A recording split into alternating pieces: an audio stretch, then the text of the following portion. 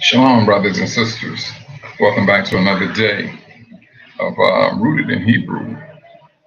I see you all got a lot. You got some action going on over there in the States. I seen that little work me well on YouTube news.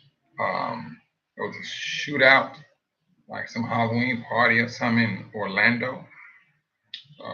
You all have a lot going on outside of the political shenanigans and the war thing.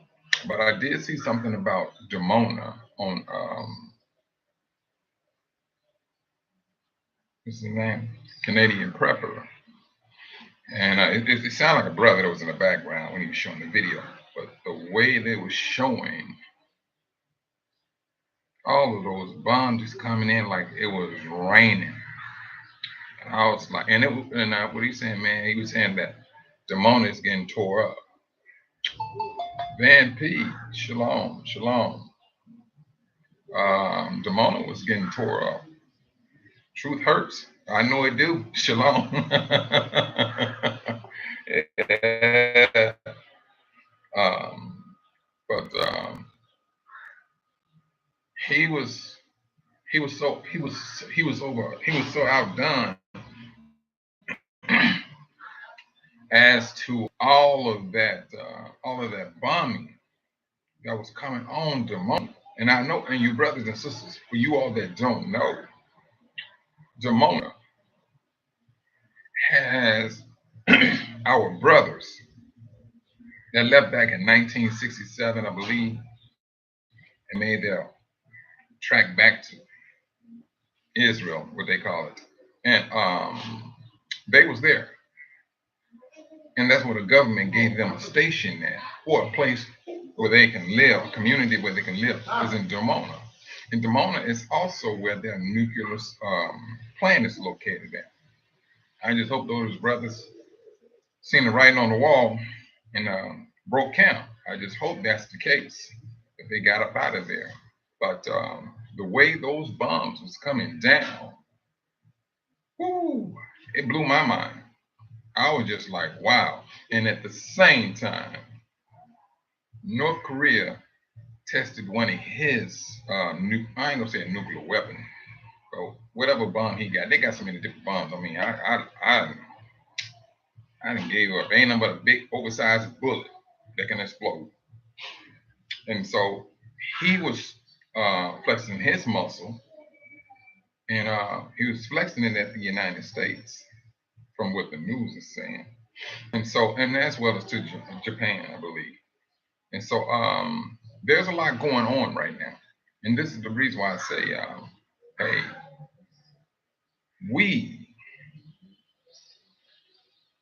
it's a good thing to stay afloat to ask what's all the stuff that's going on. It is.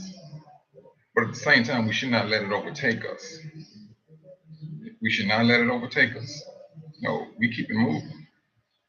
This is their doing. We just trying to make sure they, it's just like you see a drive-by, you back your car up. You don't drive through the drive-by when they, not necessarily a drive-by, but they exchanging gunfire. You don't drive through. No, you back up.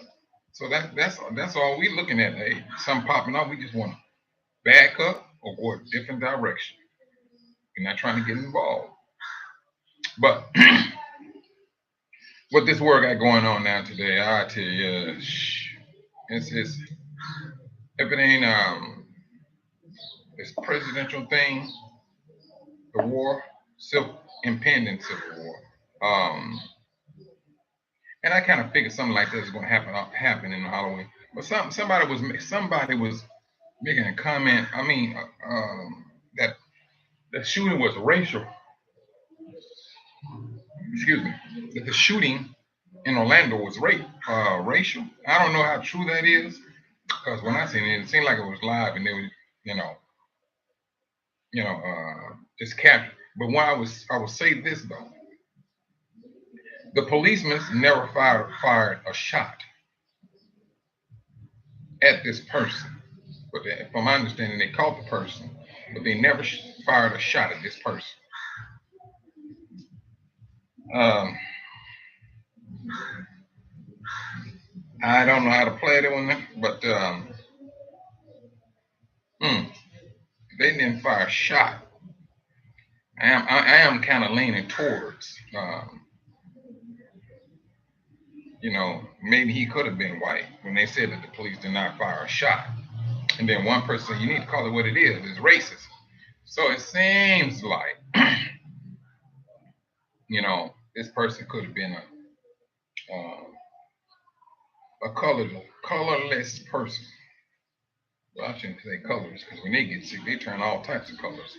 Um, it would seem that this person was white. I don't know um, how much of he's white or black. I really don't know. And it says like 8 was shot and 2 were deleted. And so, but we like a magnet. We want to be at parties and things of that nature. And this is one of the reasons I never, well, let me say I ain't gonna never did. I just didn't care for clubs. Only time I went is with my uncles. It was just with my uncles. That was pretty much it. Because I knew how they kept up a lot of nonsense. Shalom, Sister Georgetta, and Sister You Love Yah, and Brother Sam. Shalom. That's one of the reasons why I never did clubs. If I did do a club, it was a jazz club because it was laid back. You had a whole lot of mature people in there, and that's what I prefer. Now, right here, I don't know. It seems like music and alcohol moves people, and I notice when certain people,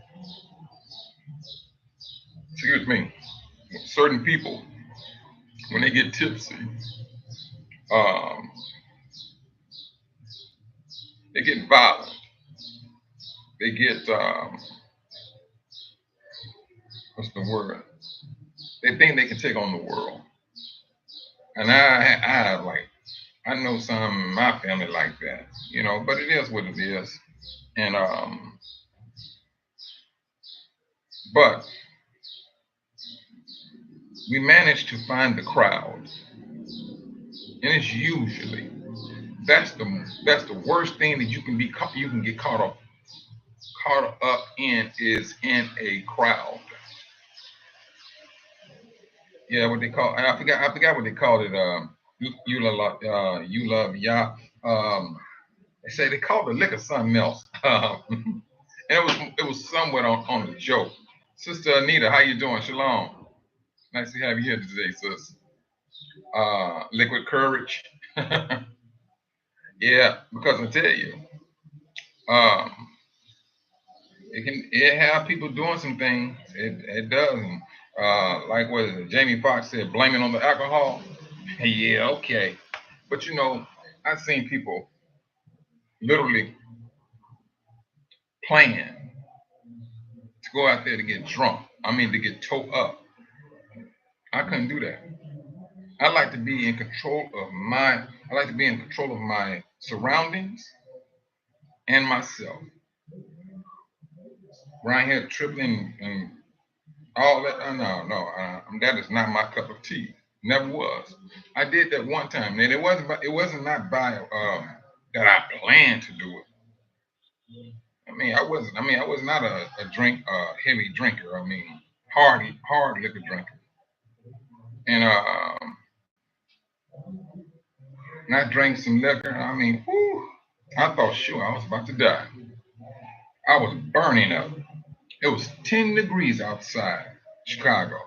It was so cold that you could take water and dash out the window, and it's going to turn to ice before it hit the ground. It was just that cold. And I went down to one of my friends' house. I said, man, I drunk this liquor here, man. I ain't realized what I was doing, and I was burning. Man, why are you sweating so? I said, I don't know. I think I'm dying, brother. It's out. And he said, man, I said, I'm opening up the window. He said, man, it's too cold out there. I said, man, he's all right, man, look about me. And so he went in the room, shut his door, and left it open. Left me in the living room, and I went to sleep. And then next day, I said never again. And I never did it again. Never. I didn't like that feeling. And then I mean, I didn't realize how strong liquor was either, truthfully. But going forward, that's not my cup of tea. And truthfully, if you think about liquor, truthfully, the only beverage we was accustomed to was wine. Wine, that was it. Hard liquor, you never heard anything in the scriptures about hard liquor. Wine, yes. A Nazarite could not drink wine, and he couldn't cut his hair. And that's what the scripture was talking about. It never said anything about spirit. Now, spirit, yeah, that right there, it can turn into a very bad spirit. You're drinking that stuff, I tell you. Um, but that's not my cup of tea. I mean, don't get it wrong. There are some benefits to it, but when it's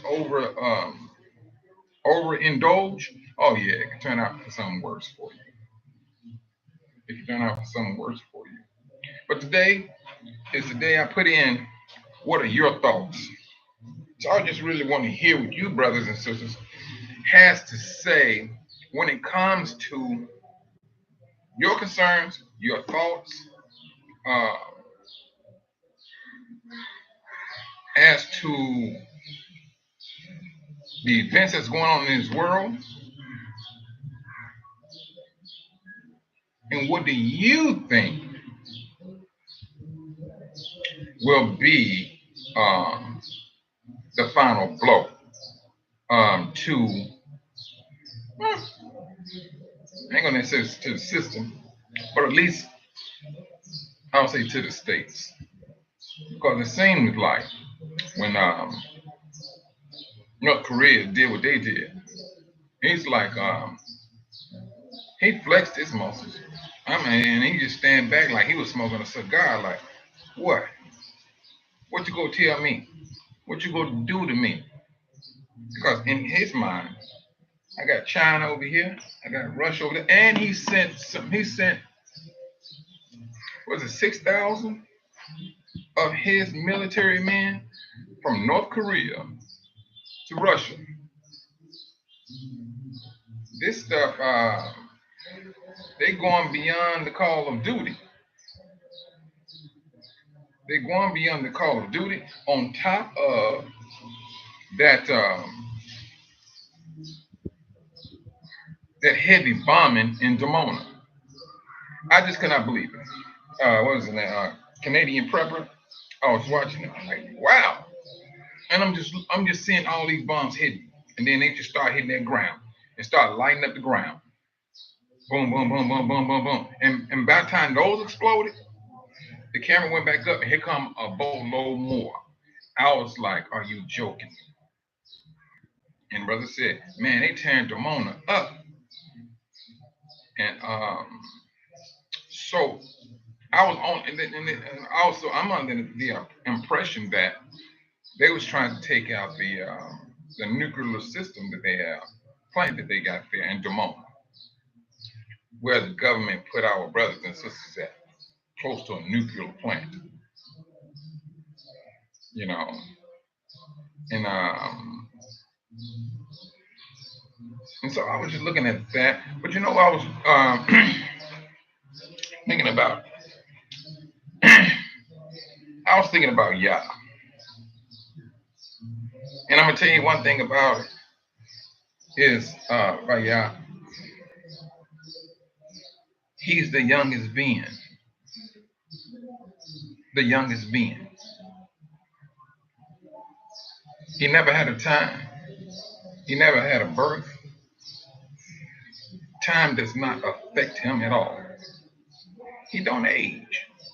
I mean, the Bible calls them ancients of days and things of that nature. But the only way you go age is if you got a start time. If you have a start time, you start. That's that time. It goes up. Now, granted now. let's just take Ashitan.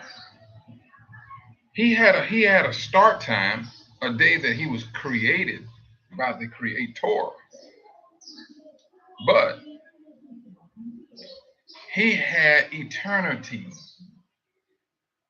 although he had a beginning. But the Most High never had a beginning, never had a beginning, and never will have an end. That's what the Scripture says. Never had a beginning. But any of Yah's creation, it's time. There's a time that starts with that creation, whether it's for eternity or not. There's a time. That time does not affect the Most High. It does not. Only time he spoke about time is for our understanding. When the scriptures say 1,000 years are like a day to the Most High, all right, we can understand that. And he only did that just so that we can understand time. Sister Kathy Jones, shalom. How you doing, sis? And so that was one of the things I was thinking about, how that the Most High looks at time and how time, it does not affect him. And another thing I was thinking about was they said it's like 54 countries in Africa. Shalom, Lakaya. 54 countries in Africa, right?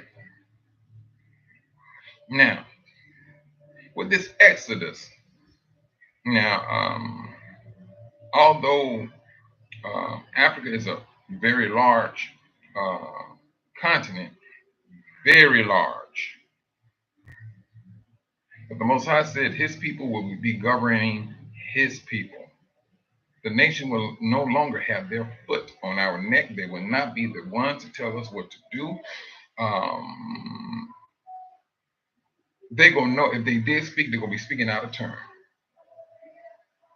But the Most High said that he's going to put his governors in a position. Yeah, it's the largest on the planet. You love y'all. It is. And they said the United States can fit in there so many, it was just so many different times it can fit in there to show you. But like one of the map persons, I forgot what the title that they made. I mean, I don't know the title that they have, but they said that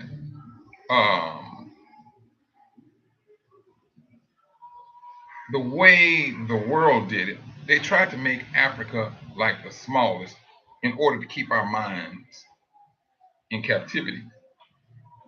And to a degree, it did work. To a degree, it did work.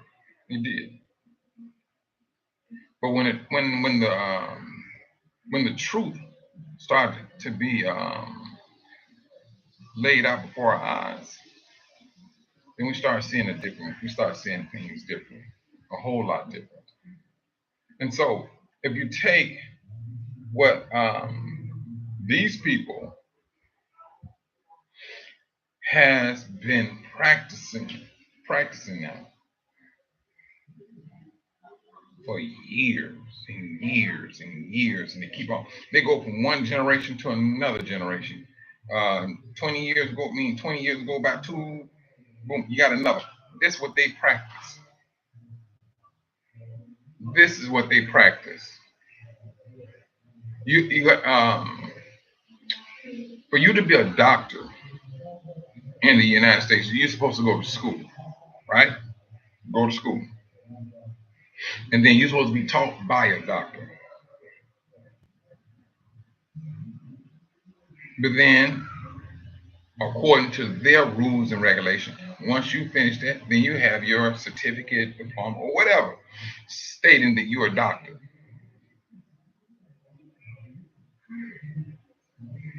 But that's where they came with their rules. And I kid you not, brothers and sisters, it's getting to a point, because I know some brothers and sisters that are not doctors. They are not. And they do not practice any type of surgeries. They don't. They don't believe. I mean, these herbalists don't believe in cutting on nobody. You may have a person that say, you know what, I got cancer and I got to have surgery. For every person I've known that have cancer and they had that, you know, they went up under the knife, as they say, it didn't work out well. It didn't. Now you open up that body um, to a whole lot of unclean air, and people that went through that regretted it big time. They regretted it big time. But when you come to these herbalists, because they've been working in the industry for so long, but then at the same time, you may have a brother and sister that may be suffering with that, and you know the fear kicks in so deep that they do not want to try any type of plant, any type of herb, whatever the thing may be, because they're hoping in what this doctor is saying and this chemical is doing. That mind is something else. The mind is something else when it comes down to our health, well-being, and things of that nature.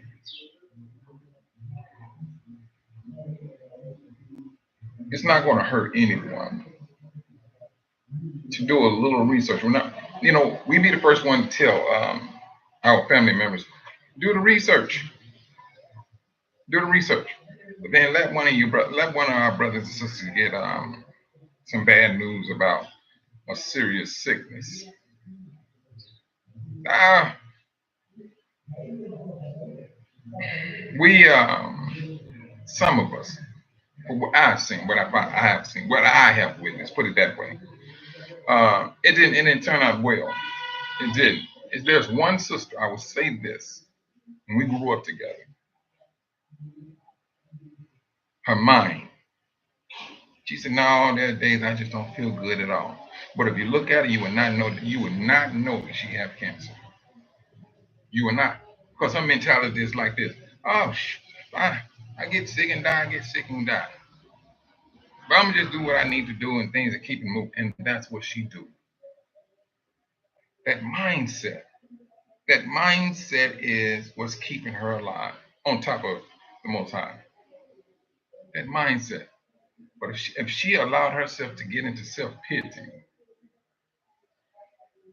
and woe is me, she will shrivel away instantly. Sister Latasha, shalom. And Sister Kim, shalom. You know, Zakaya, shalom. Did I say it? All right. But that's what I have witnessed and met up with different brothers and sisters like that, and the things that they have to, you know, the things that they went through with that type of sickness.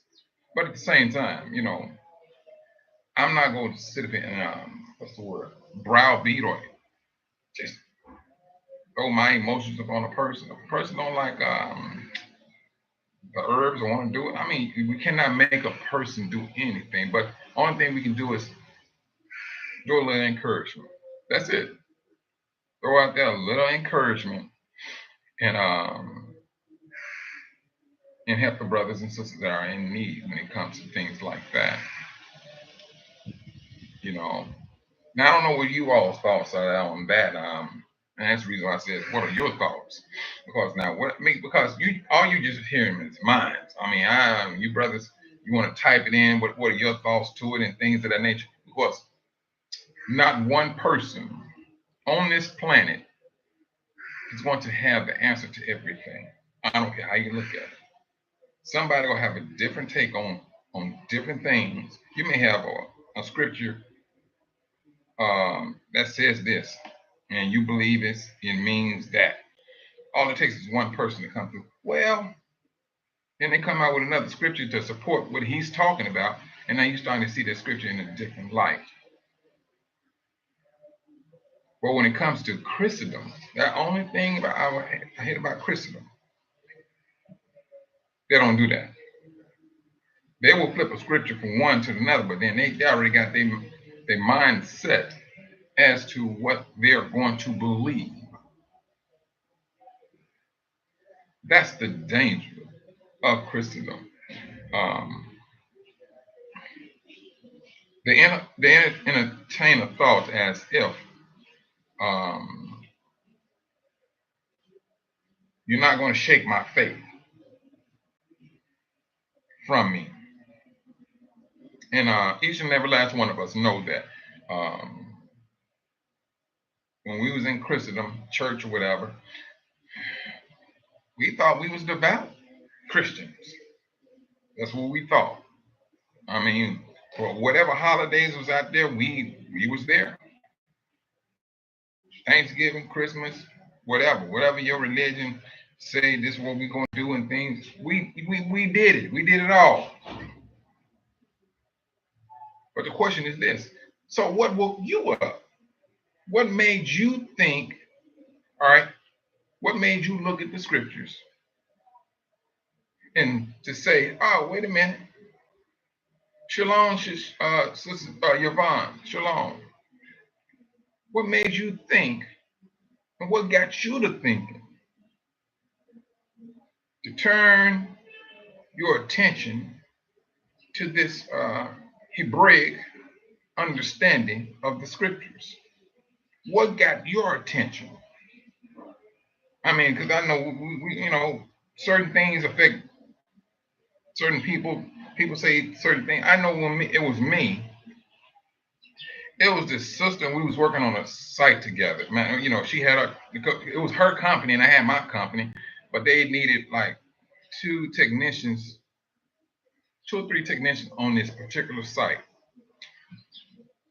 The sister she didn't know how to drive a lift truck. I did. I knew how to do it.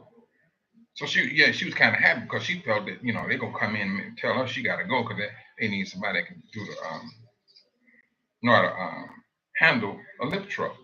So me and the sister was working. And this sister, she's from Nigeria, and but I think she was born in Nigeria, but I think she was raised in the United States because she did not have an accent. She didn't. So what had happened was we were on the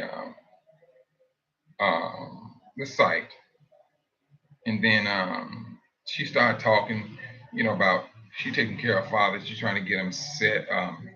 He worked so many years in the United States. She was trying to get him set up, and then she was taking him back to Nigeria along with his retirement. So she was working and getting that stuff together. And so that's how we got into the conversation and things. Then she was talking about being Hebrew. And I said, okay, And so at this time, I was a Jehovah's Witness. We got next, Shalom. How you doing, brother? Nice to have you here today.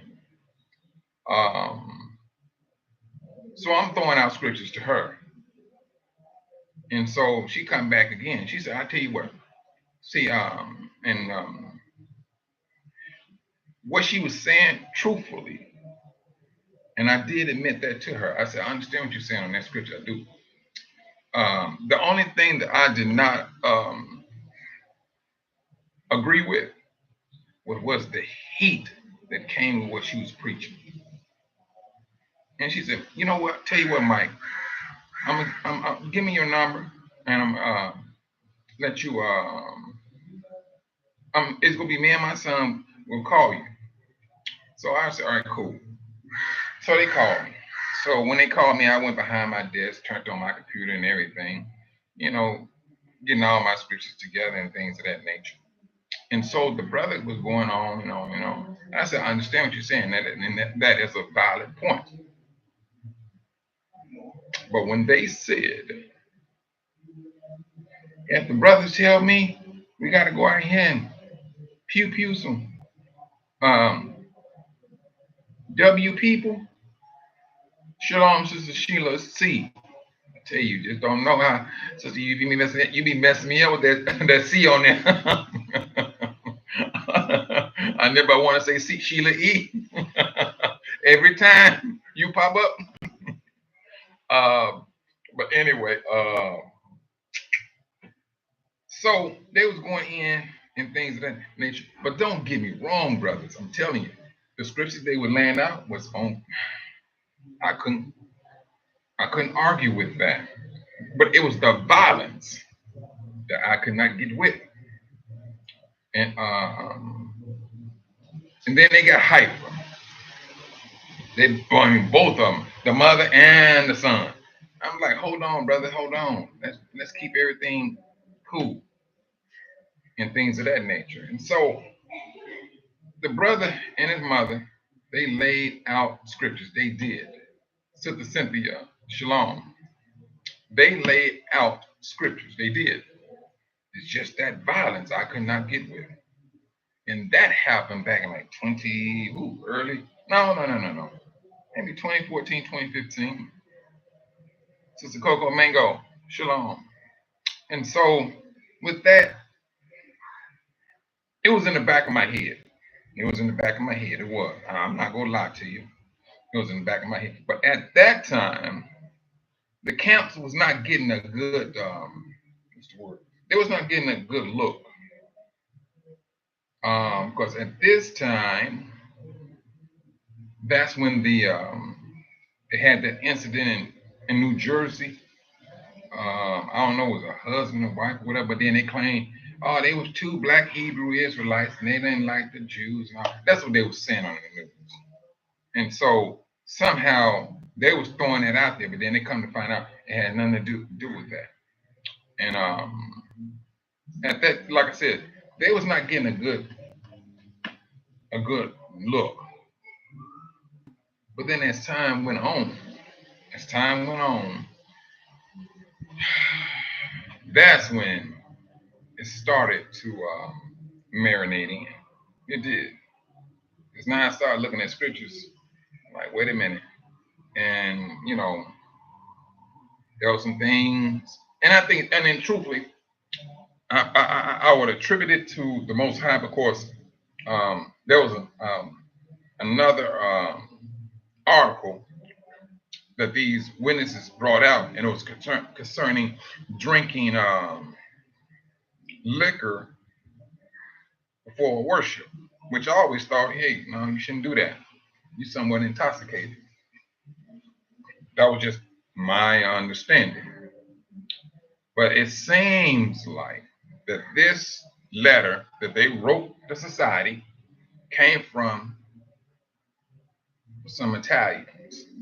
And they was complaining that it is their culture to have wine with their dinner. Then they go to the hall. All I can say is this: when they sent that letter out, and they had, matter of fact, it was a study article, truthfully, and they were stating that it's okay for people to drink wine or whatever before, or beer before worship and thing. And I'm like, wait a minute now. First you were talking about the meat and medium rare and all that stuff. Now you're talking about the wine. And all these brothers and sisters need in a congregation full of witnesses is the okay from a faithful and discreet slave. Because they are already impressed upon them that they was chosen by the Most High. These are the ones they're claiming to be of the 144,000. I seen one black brother. One. But when we was kids, across the border, all of them white. All of them. So now you start questioning things, that's when you become an apostate. I don't think they understand the word apostate. That means not to believe in the Messiah. It ain't the fact that I'm going against the Messiah. I'm going against man. Because now if somebody asks you one simple question, you can't answer that question. That's a problem. If you call yourself a man of the Most High, you should be well equipped to answer this question. Catholic religion was the one who started it. The Jews are no longer the Most High's people. It was the Catholic religion that started that, the Roman Catholic at that. And that teaching went down the line. That teaching went down to, it was Protestant, Seventh-day Adventist, to which Jehovah's Witnesses derived from. So let's not get it twisted. They know if they trace Jehovah's Witnesses back, it's going to go back to Seventh-day Adventists. And they still maintain their teaching up to this day with some changes and things of that nature. But how they can sit here and say that those scriptures are representing Jehovah's Witnesses. Any religion can say that. Any of them. But how they go about twisting the understanding with our book, putting us in a bad light, and they lifting up the church. That's what they're doing. They lifting up the church. So, and they downplaying a people. And the sad thing about it is this: the people that I may talk to, the Jehovah's Witnesses, no, it's a difficult thing for them to take that in. It's a difficult thing for them to understand. You are the people of the book. And it's this brother, he's about 80 some years old. And he was telling me, he said, Mike, I'm a Hamite. Ain't nothing you can do about that. And so on, so. I'm going to die a Hamite. And I'm just looking at him. But this is how deep. It's just not Jehovah's Witnesses. I'm talking about anyone that may be of a Christian, up under the umbrella of a Christian, or Islamic for that matter. And I would say this now on the Islamics. They, especially, majority of them know who we are. Now, that's one thing a lot of brothers and sisters know. Those people know exactly who we are. You can go into some of these restaurants in Chicago, South, West Side, talk to them. Ask them, hey man, who do you think black people are? I used to them. I know they're the ones of Israel. They will tell you that. They know their history. And they know ours too. They know this. It's the other nation that knows it, but they're keeping it on a hush hush. That's what they're doing. But at the same time, now that does not it does not excuse them just because they know who we are. Of course, in majority of the neighborhoods in Chicago, where you have Arab people, they control. I mean, they dominate the corner stores and the restaurants on the west side and south side. They do. It's them. Oh, gas stations too. The gas stations too. So they know, but they will come right in and open up a catfish restaurant right in the middle of a black neighborhood, and they know who we are. Now they will not eat catfish. They'll cook it, season it, and sell it straight to you. That's what they do.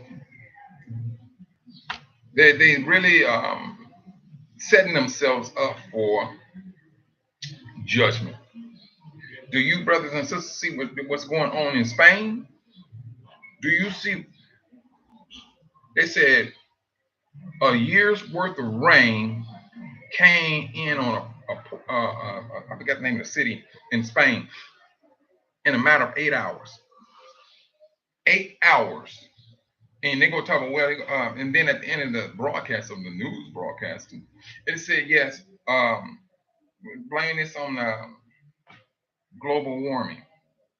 There you go, Sister Kathy. See, that's the first thing I look at.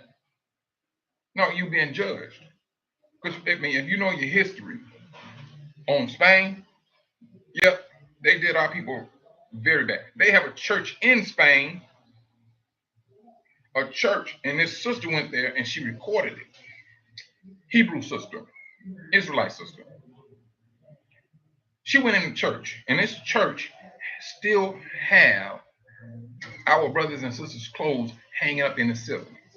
But they uh, burnt our brothers and sisters. They still have their clothes in the ceiling, hanging up in this church. Had a typhoon in China. Sister Georgetta, what sparked my interest was Black history and going beyond Edom's history. Because in my mind, it had to take me more than slavery. It had to be more than slavery, I'm sorry. So I started researching African history, and that's when things started. I understand you on that one, sister, because I don't know what, and it was just like in 2018, I just started having um, a strong desire to get to Africa, and it was like it was Ghana really. Like a year before that, there was a year return. It was 2018, and I was just on the internet doing research, looking at different countries, and I came up on Ghana, and I'm doing all this, and they talking about they were showing the slave coast, the point of no return, and all of that. And that next year, so many African Americans showed up in Ghana. Ghana made billions from African Americans. Billions. So now you know that happened with Ghana and they made billions. Now you know for a fact the American government was asking questions. What is it you all telling these people? That billions of dollars came over here. That's the first thing that they was looking at. Shalom, Sister Pixie Dust. Yeah, I mean, I don't know about this thing. I know I have the thing turned on for the alert and all of that, but I try to come on roughly around about 3 o'clock. I try to do it from my phone, but I don't know what it is. They're saying everything is okay, but I have to wait. I don't know. I eventually, because the phone, I don't like this microphone on this laptop. This thing been dropped and things of that nature, and so uh, it is what it is. But when Ghana was doing that, the United States got involved. They got involved.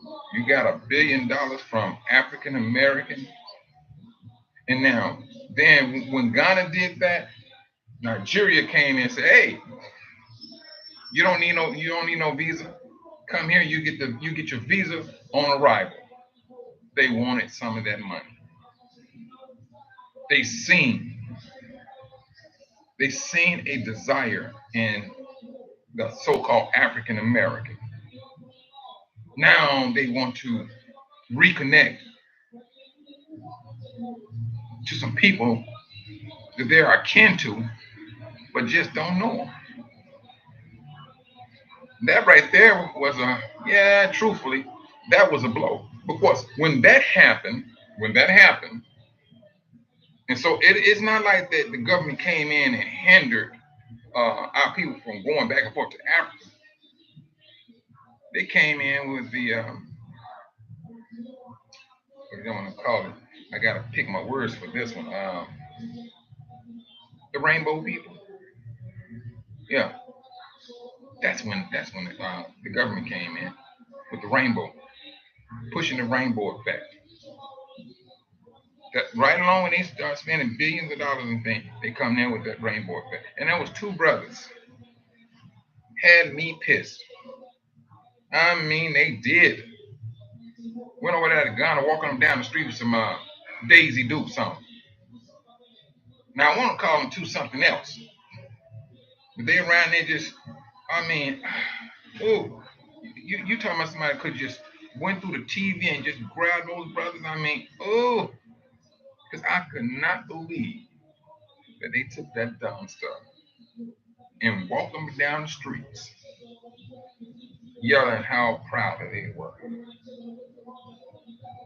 Sister Kathy Jones, nations around the world have had something to do with the demise of our people. True, true. Even Switzerland and the Netherlands.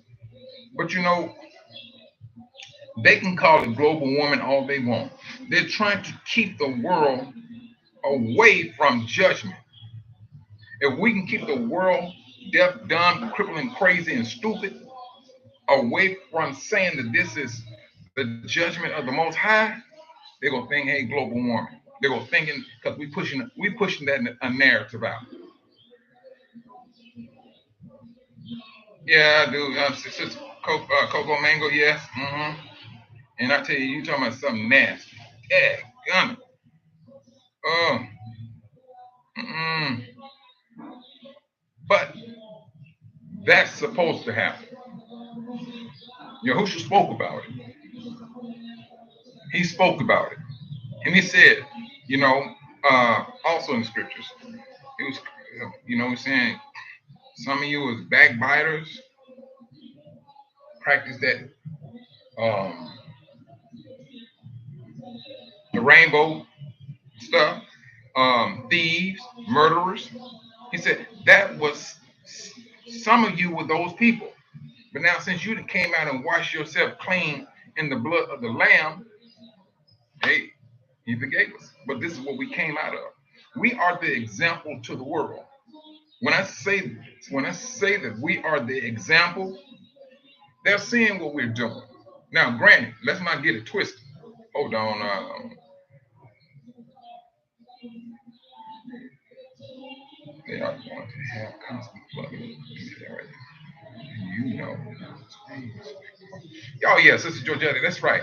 That's the reason why I brought Spain up, sis. That's the reason why. Because when I did since I did like 3 DNAs. This one I was just waking it up. And then they got. I got myself hooked on that E1B1A thing.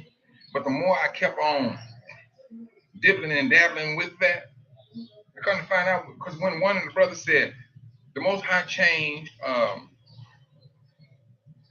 Esau's bloodline to E1B1 E1B1B, and I was like, wait a minute, but it came from Jacob.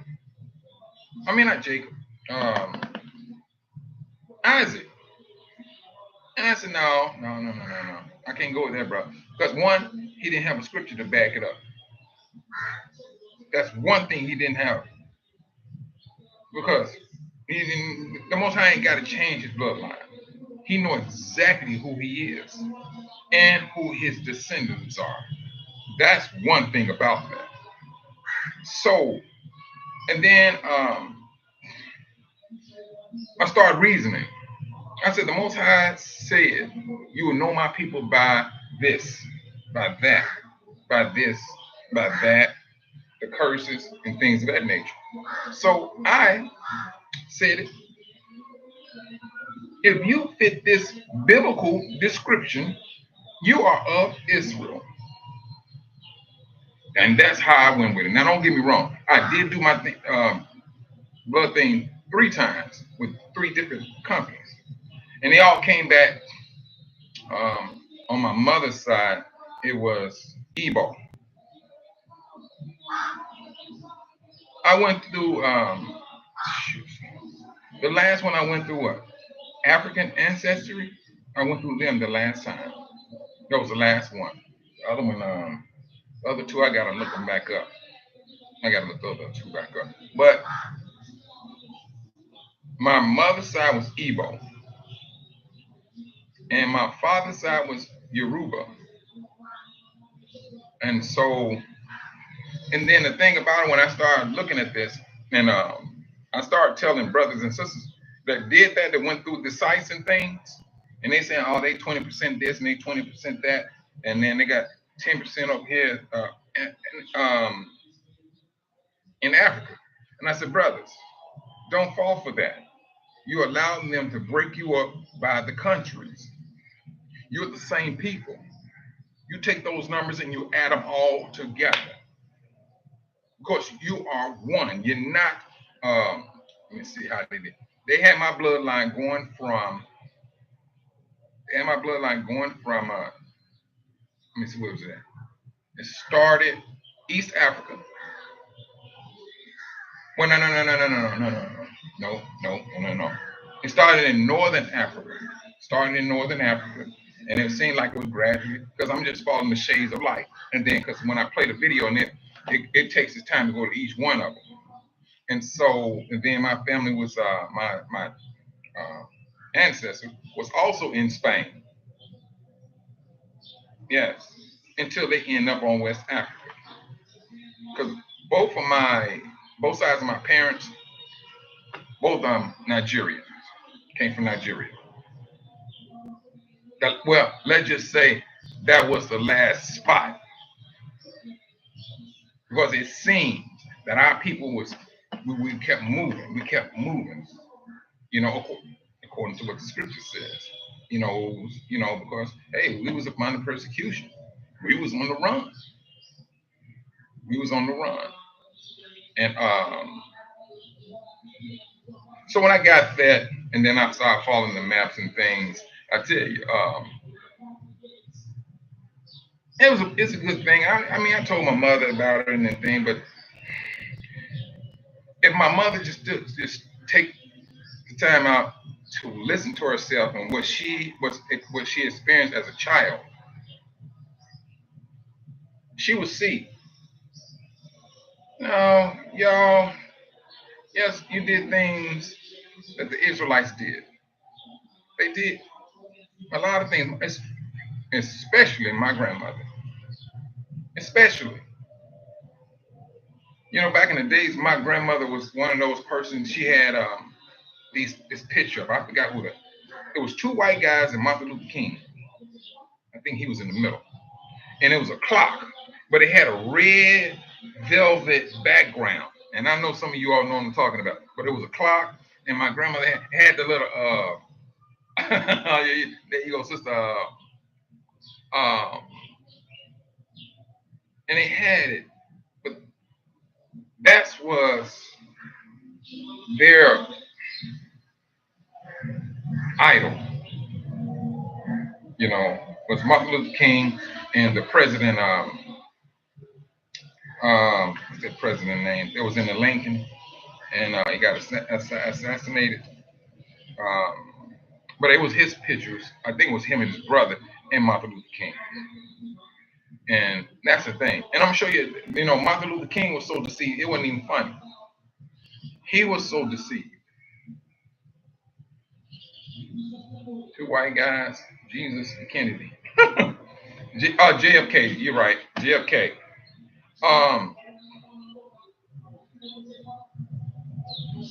Martin Luther King was so deceived that he changed his name from Michael to Martin Luther King, Martin Luther.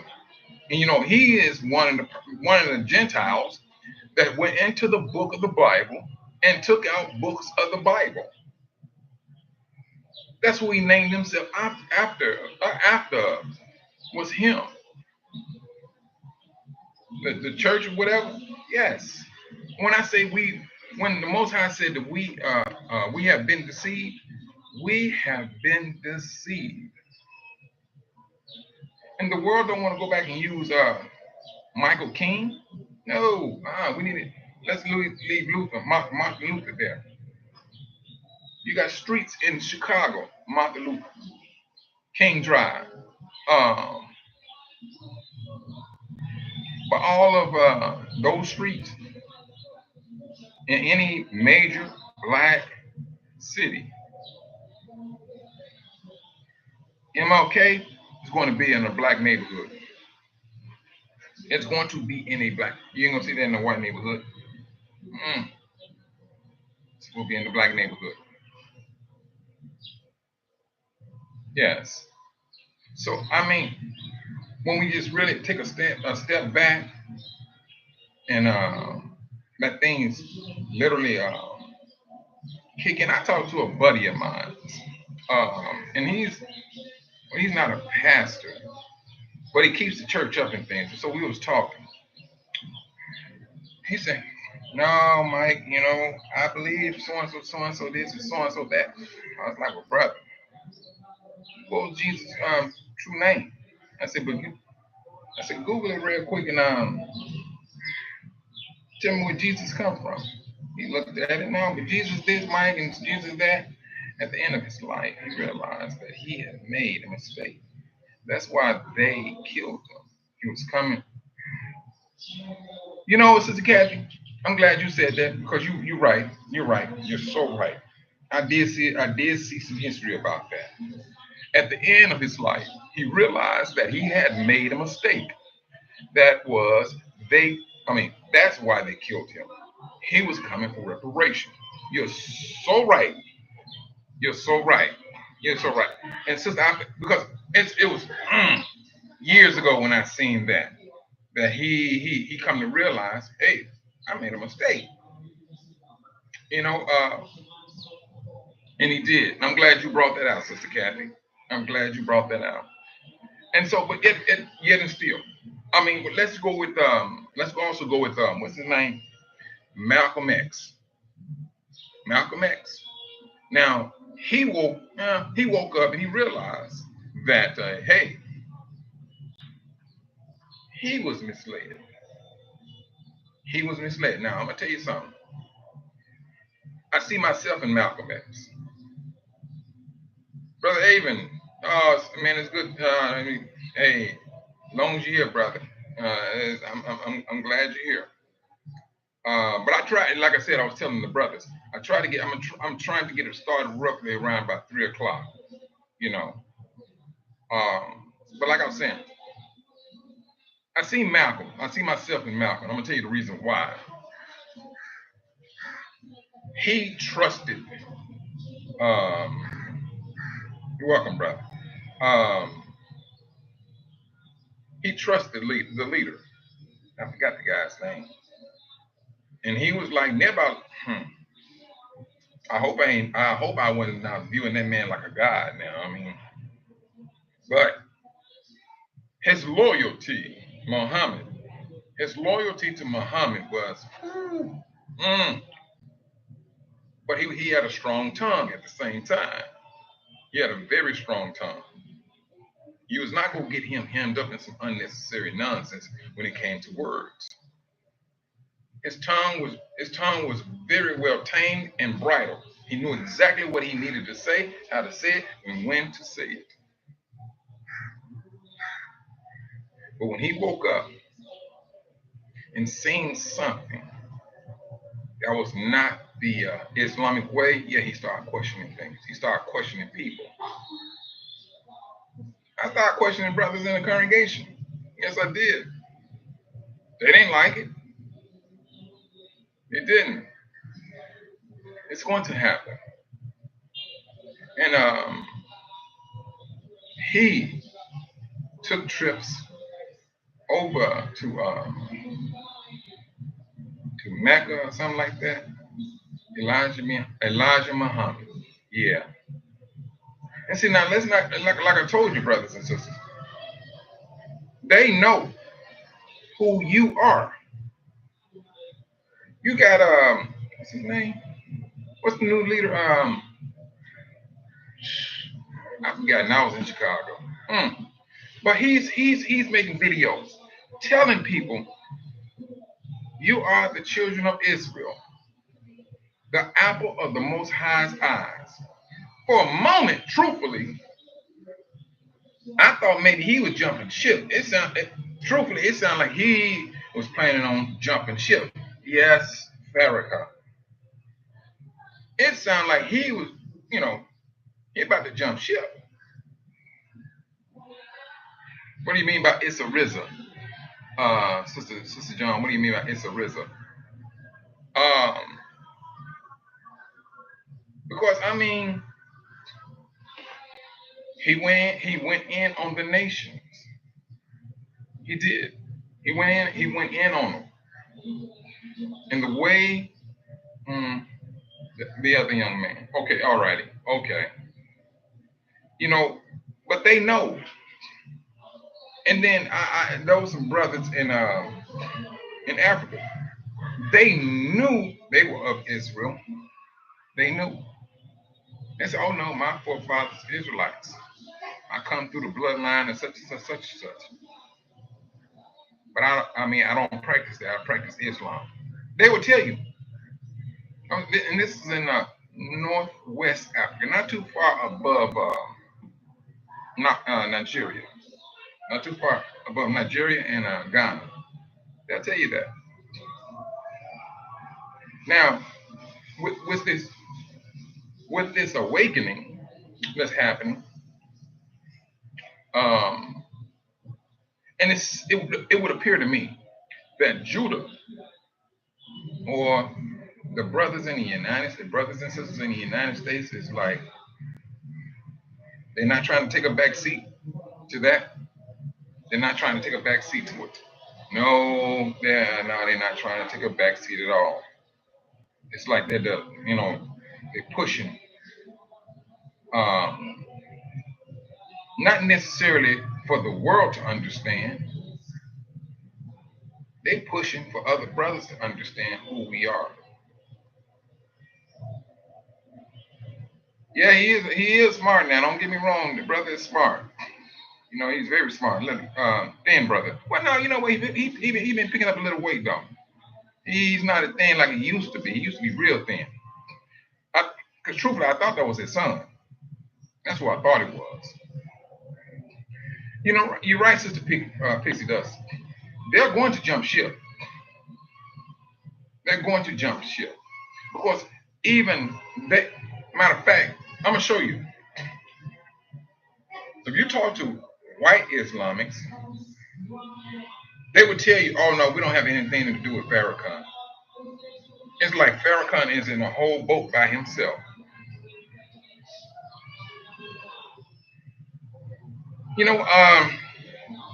So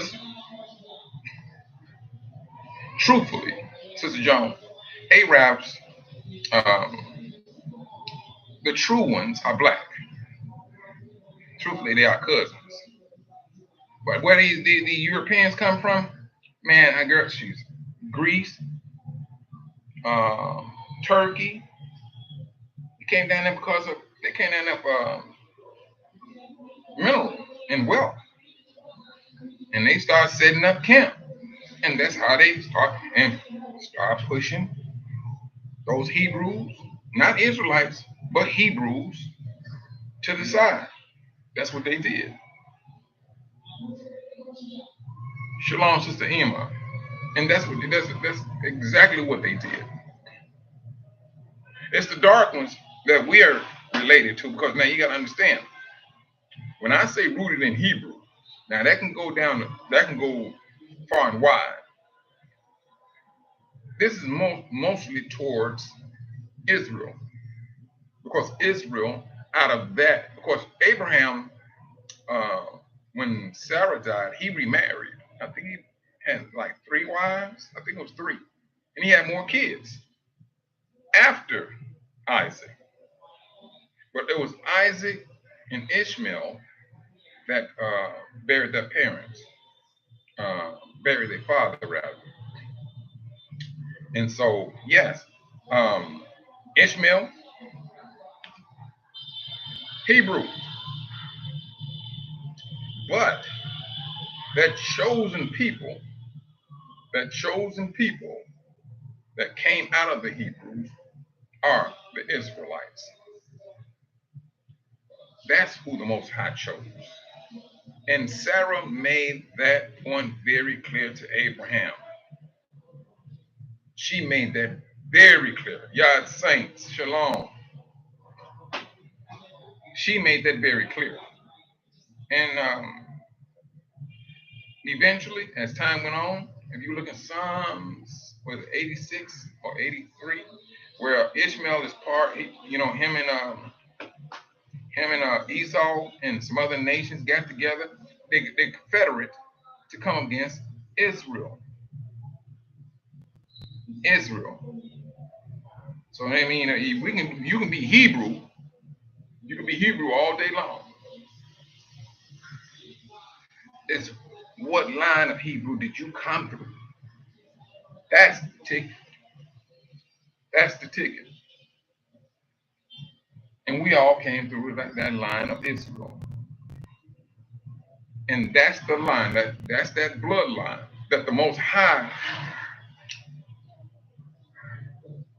was maneuvering to make sure, oh, I need Isaac. I need this little boy is going to come out of this bloodline. He's going to come from Abraham and Isaac. Abraham and Sarah. Isaac and his wife Rachel. Then she was pregnant with twins. From the twins, you got 12 sons from Jacob. You got one who had a promise, a very strong promising bloodline. That's what he had, because the Most High came back and said to the Israelites, do not abhor an Edomite. He said after the fourth generation, he is to be welcomed into the camp of Israel. That's what the Most High laid out for Esau. What did Esau do? Came in and over time ransacked Israel, because they blended their bloodline with the Romans and Greek and Horites. Now the Horites did not have full life in them. They was dying off quick, but until they ran into Esau. Yes, and he made the Most High upset. Yes, he did. You extended their life, and he blended his life with them. That's what he did. He married all the wrong women. He never married into Israel. He married to other nations, and all those nations is coming up against Yasharel. That's what's happening. That's what's happening. I tell you, these are exciting times, and at the same time, we have all this history that we can fall back on to state our being and where we're coming, where we came from, where we're going, and how everything on this planet is going to turn out for the best. Now, I'm gonna tell you this though. Those books they be pulling out that Russia had in his vault, and they're showing these black people with all the, they little church clothes on and things.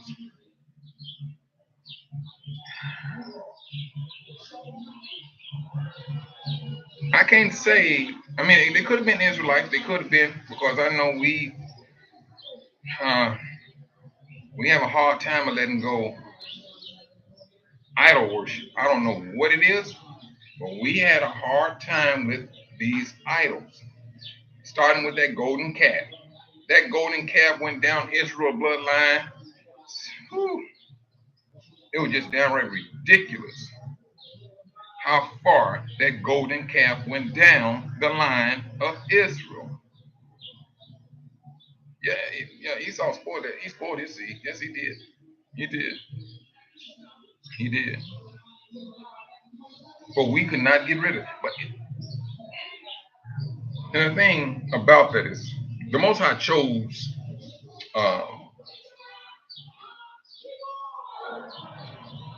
this particular bloodline.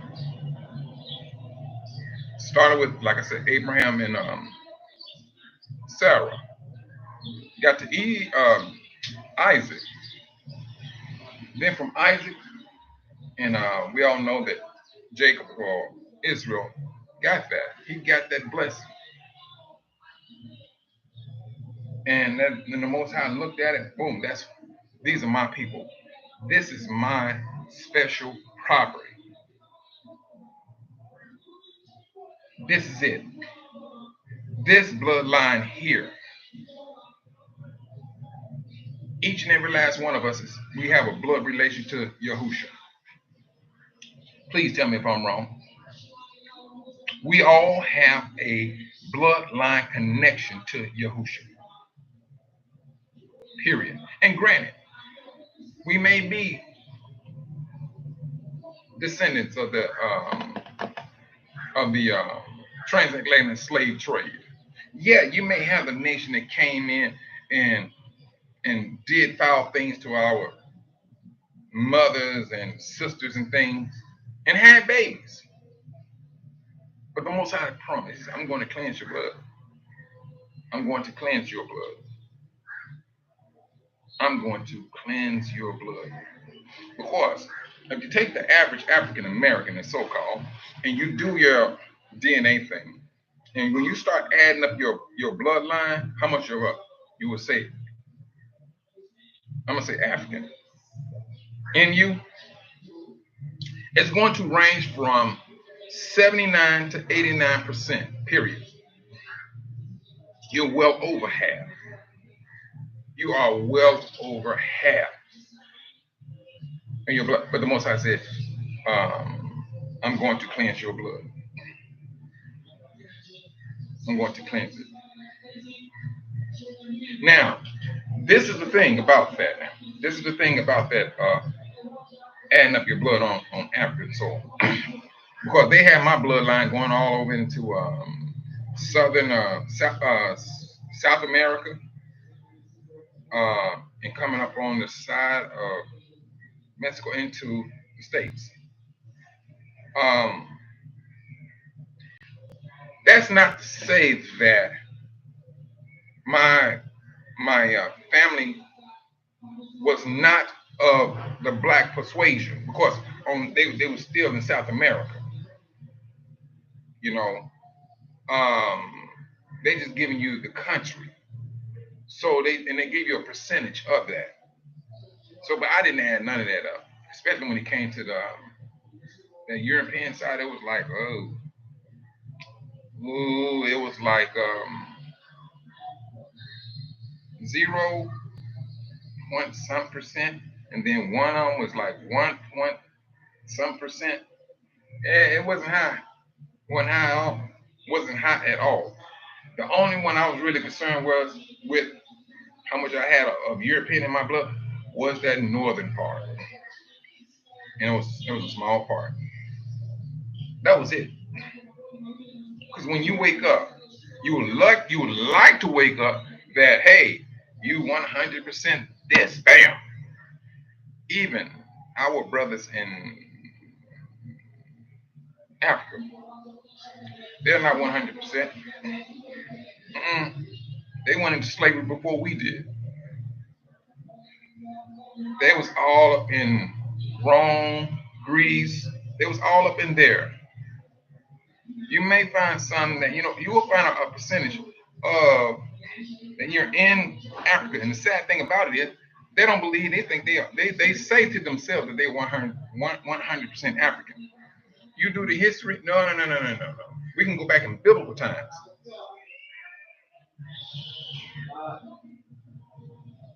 I was salty about that 20%. Whoa, what you talking about 20%? Sister, I mean, what you talking about? When I say, I think it was, I forgot what my percentage was, but that was your percent, y'all think 20% in the European lands, which I don't think it was. I don't think for a vast majority of brothers, their percentage during that time now was not it wasn't high.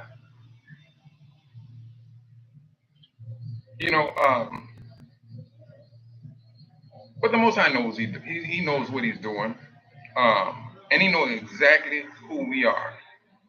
That cleansing of the blood, yes, that's going to be a blessing. That's going to be a blessing, because I mean, due to our unfaithfulness, salvation came to the nation, and you may have a brother who is so light skinned you will think he's black. but his mother was raped. You know, but now if he goes and marries someone other than a uh, black person, he's going to eventually that line is going to eventually fade out of the Israel way, because his father, unless uh, his father was an um, mixed man or whatever. No, outside of that, no. Mm-mm. That's his bloodline of the Japheth or Hamitic. Because you got a lot of white Hamitics out there. Let's not get that misunderstood either. You got a lot of them. And especially the ones they call themselves Arabs. But then they would throw the Hamitic blood on African Americans. And then they'll try to use that scripture to show, hey, the reason why they go through so much stuff because they got a curse on them. And that curse is not broken off of them. Ooh, this one brother lit into him. But now this dude called himself Islamic. And now when he was speaking these things, I'm like, man, are you literally sitting there? Are you hearing yourself and what you're saying to the rest of the black Islamic people out there?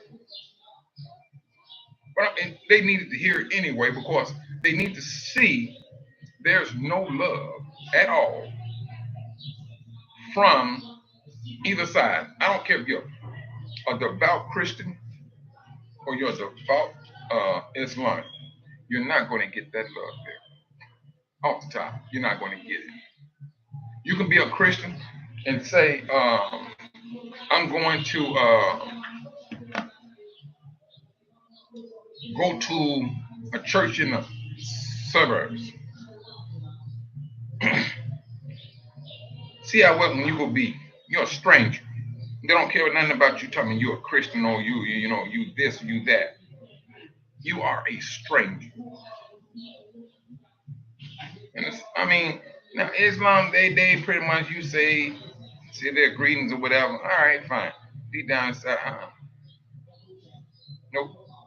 I seen Islamic dudes, especially on the west side of Chicago. They love black women down to a T, but will not take not one to their parents.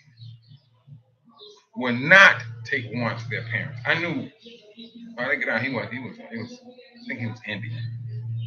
He was Indian, and his family cut him off though. He had like married this black girl and got two babies by her. Yeah, they cut him off.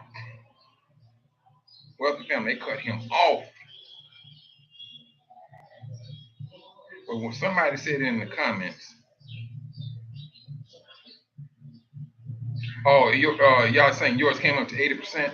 Yeah, that's pretty much like I said. It's gonna be in between 79 and almost 90% when it comes to African Americans. hmm You know, yeah, that free will, we do have that now, brother Avon. We do have that free will, and yeah, you and Sister Georgetta, you're right. The Most High knew. He knew what the heathen was going to do. He did, and he gave us into their hands. And so, but they took it too far.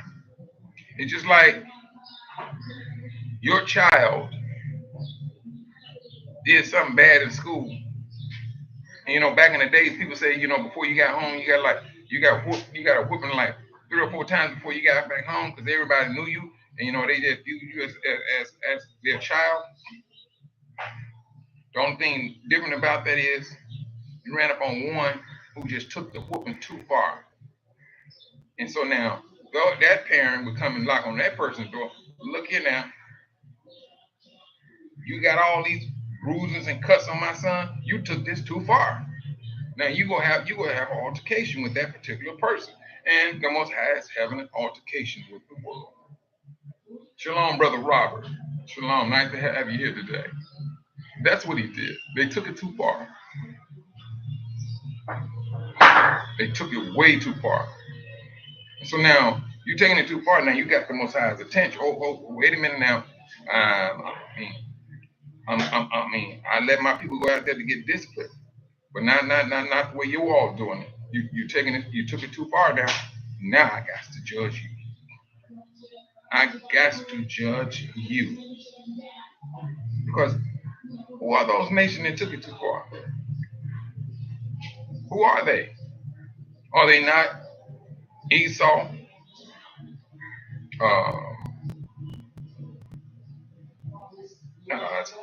Ishmael? At least we know two so far. These are the nations.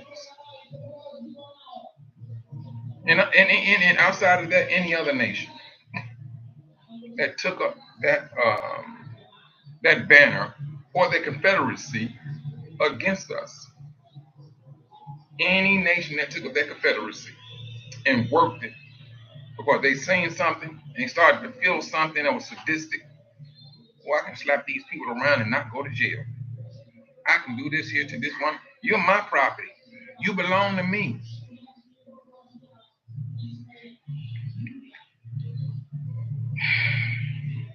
We had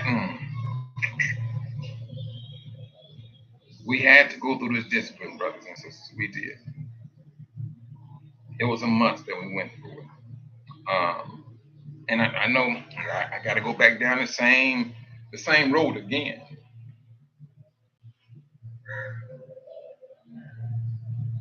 Hold on, PC Dust. We are doing a family tree trace. We were doing a family tree. We traced both great grandparents' line back to Germany. Just good from both sides. No, I wouldn't necessarily say that, sis. And things. Mm-mm.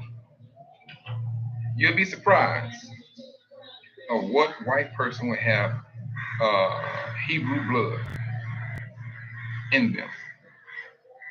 You'd be surprised. I ran up on one sister. I was working for AT&T at the time, and so I knocked at the door, telling them what I was there to do, and see how I called because I got static on my phone. So I'm out there doing the work and things of that nature, and so her son come walking out. He went to the bathroom. I looked at him and I said, yeah, he makes his father is black and thing. He was light skinned and curly hair and all that stuff. So the sister was talking about, the neighborhood. She was, in a black neighborhood. And so I was like, yeah, so and so. So I mean, I'm just trying to figure out, how you making it, you being white in this neighborhood. Oh boy, that woman almost cursed me out. She said, man, she said, let me tell you something, brother. And she went back in the house. She said, you hold up just for a moment. I'm gonna show you. She went in the house, got her purse, and got a picture of her mother and her father. That man was darker than me. Woo. I was like, what? This is my father. She said, I tell a lot of my brothers and sisters, don't be calling me white. Because I kid you not, she's white. Long hair and everything. She said, I hate it with a passion that I do not look like my sisters. All my friends are black. I grew up around black people. My father married my mother, and they both died together. But she was very adamant. Don't call me white.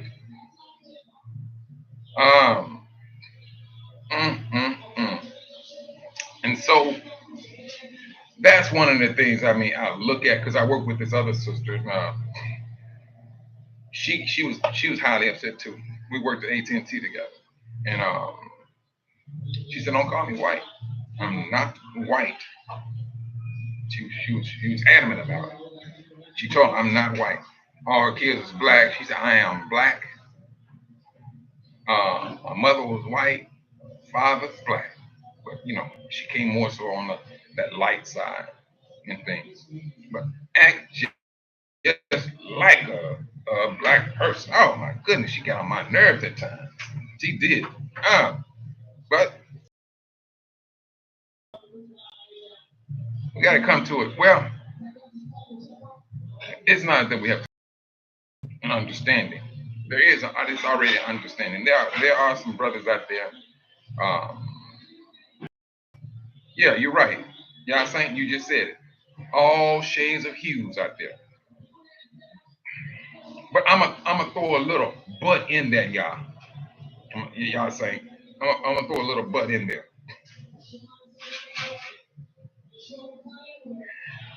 But it's these Negroes that took that hit, that took that L.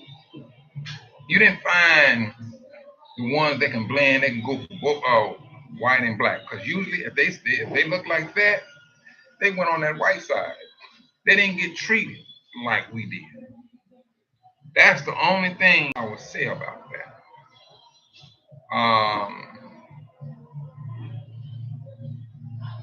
And it's not to say that they didn't suffer, because truthfully, um, their suffering could have been done in a different way. And you know how we are. We can sit up here and go in on a light-skinned brother or sister. We will make them feel uh, unloved, unwanted, didn't know where they belong. When we did and may have still do that dumb stuff to our brothers and sisters who may be light-skinned. This has a lot of light-skinned people here. Oh, and a lot of albinos. A lot of albinos are here. The only thing I feel sorry for when it comes to the albinos, they got to wear long clothes because that sun it comes upon them. I mean, that sun just tears their skin up, especially around the area. I tell you, yes, it tears the brothers up. But the Israel, and in Nigeria, I know they had this thing where they had this little demonic thing where they would get the bones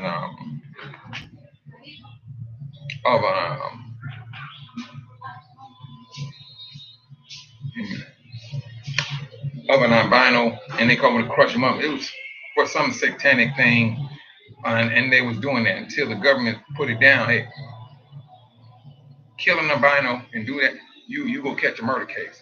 And one thing about that now, the way the brothers in the continent move, they move quick. You don't stand wait 20 and 30 years before you receive your sentence or your judgment. You may get that in 1 week, and especially if you got a lot of people that can vouch for your actions. Amen. We are a peculiar and beautiful nation and blessing from the Most High, and want to save as many lives as possible. In loving Creator, all praises to the Most High. Amen. Brother Mike, my husband sent you an email. Hopefully you got it. I can check right now. It says, when did he send it today?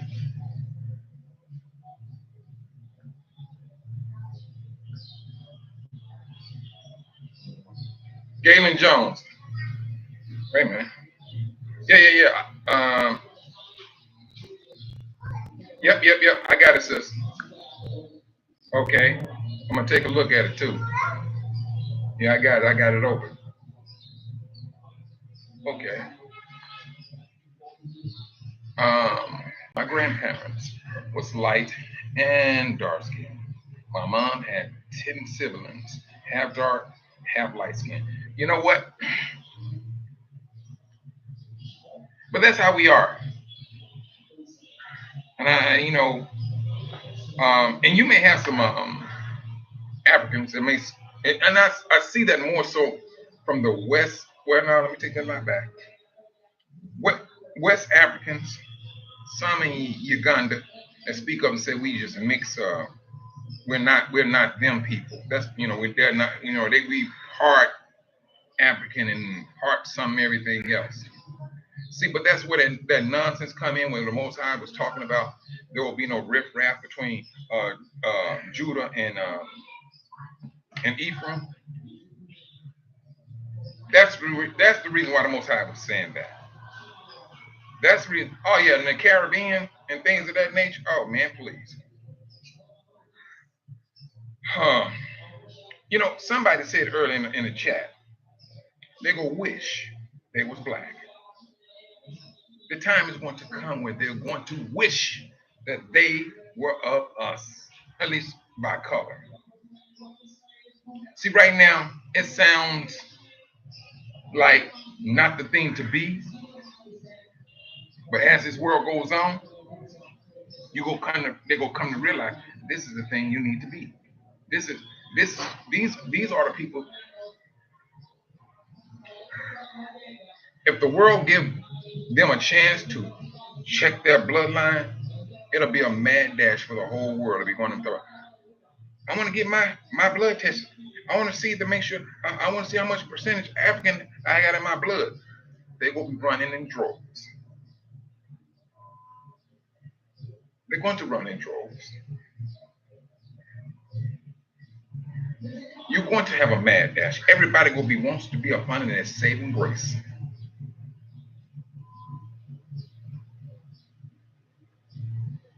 Oh, Emma, you said what? I would ask my mom why she was so light. She would slap me. What? Yeah, especially those. Yeah, you know, ain't nobody gonna tell me anything different. They're not. As a matter of fact, truthfully, I'm seeing it already. You got white guys that want to come walk around here with a swag. They want to walk around here with braids. They're already looking at something that they wish that they had. I like that though. This is Yard Saint. I like that though. We have such beautiful women. We don't have to go out our race to get what you like. That's facts. That is absolutely true. But it's something how the world can come in and tell our sisters that they're ugly, and for some reason they believe what the world says and not what we're saying. You know, it don't take much for a black woman to dress up. She makes the dress. She makes the dress, not the dress make her. Understand that. She makes the dress. And but for the world to tell you or even hint, because they been saying, I mean, matter of fact, they did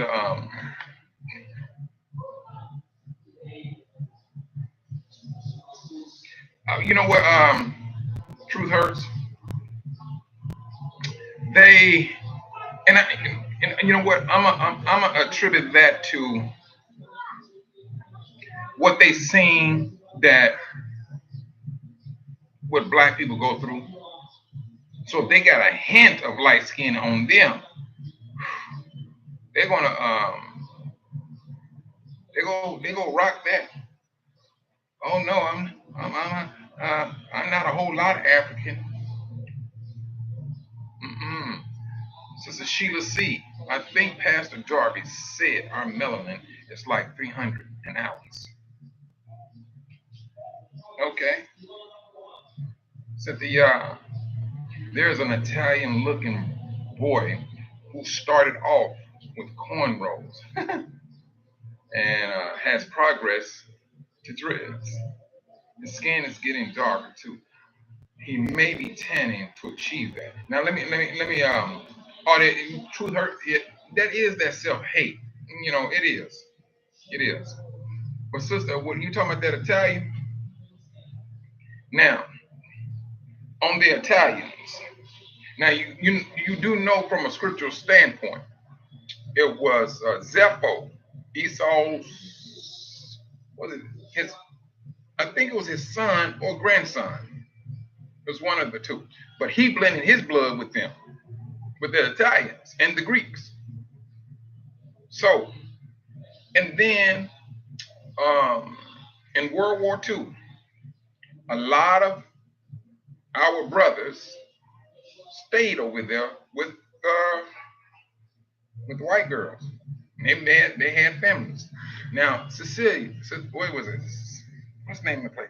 Cecilia, Cecily, something like that in Italy. They don't view that as Italy. You know why? It's too many people. That's they come off as looking kind of white, but you can see a little Negro in them. That's the reason. If you look at these Italian shows, Italian movies, and you see that one Italian that's walking around with a like a fro, you trace his blood back, you go find some black in his blood. But it was said that the Italians would not mess with them because Sicily, yes, no, they will blow things up at the drop of a dime. They just flat out didn't play. So it would appear that you will have two or three bloodlines there. You're going to have some Israel, and you're going to have some of Esau's blood, as well as Japheth. As well as Japheth. So it seems like you're going to have three there. Period. You know, let me see. Sister Ema, they hate us, but they won't have what we have, our beauty, our beautiful skin. And remember, black don't crack. Let me tell you something, sis.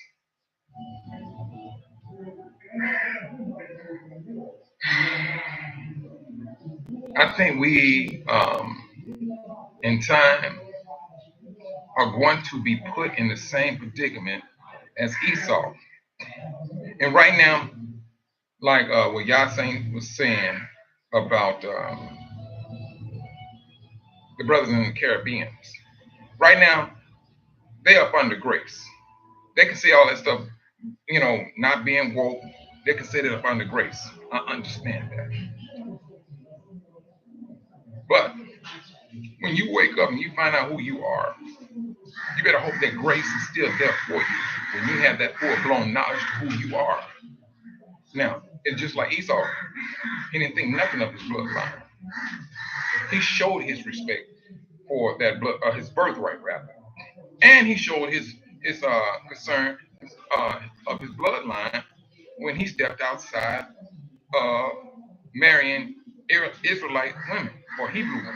He went over there and married some Hamites. The first two wives was Hamites, and his mother and father was upset at him.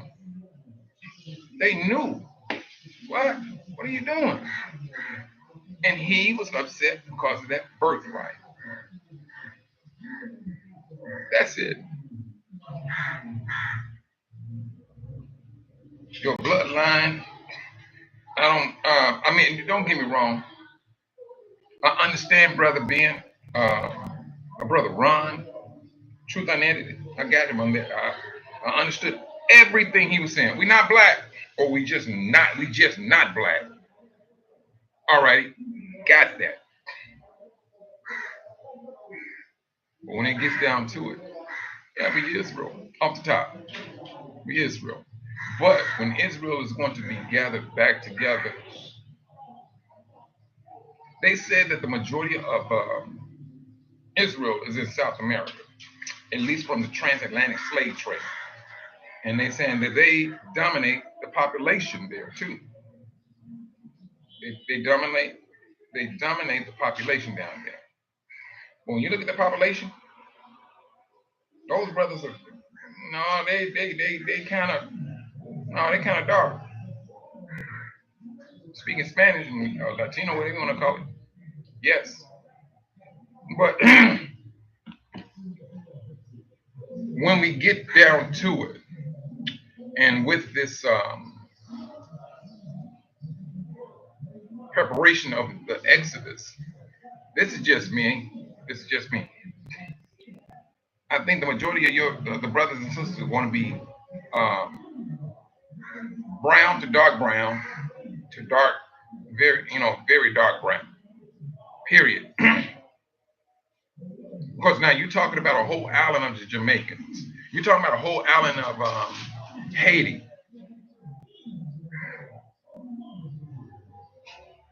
I mean, we there.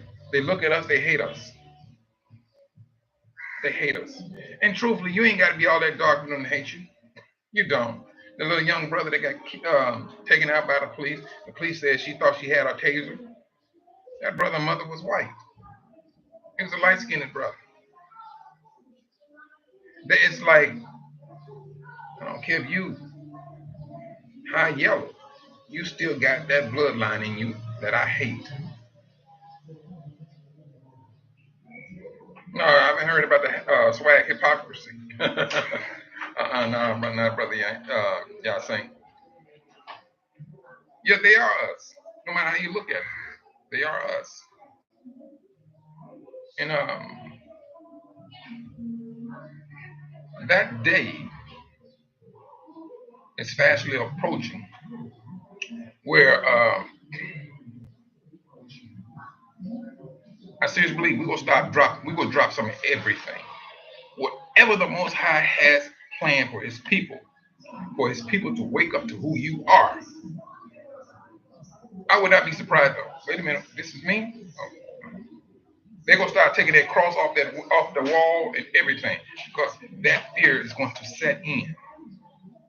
That fear is going to set in.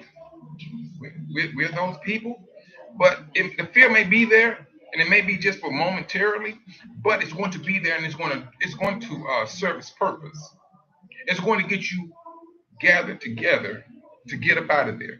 That's what's going to happen because now you're seeing something you never seen before. You're seeing the action of the Most High preparing His people for their exodus. Now the whole world is paying attention to now. But they're noticing they're not going nowhere, but they're noticing only a group of people is getting themselves prepared. It's getting themselves prepared to be getting out of all of these countries. The world will have to look at that.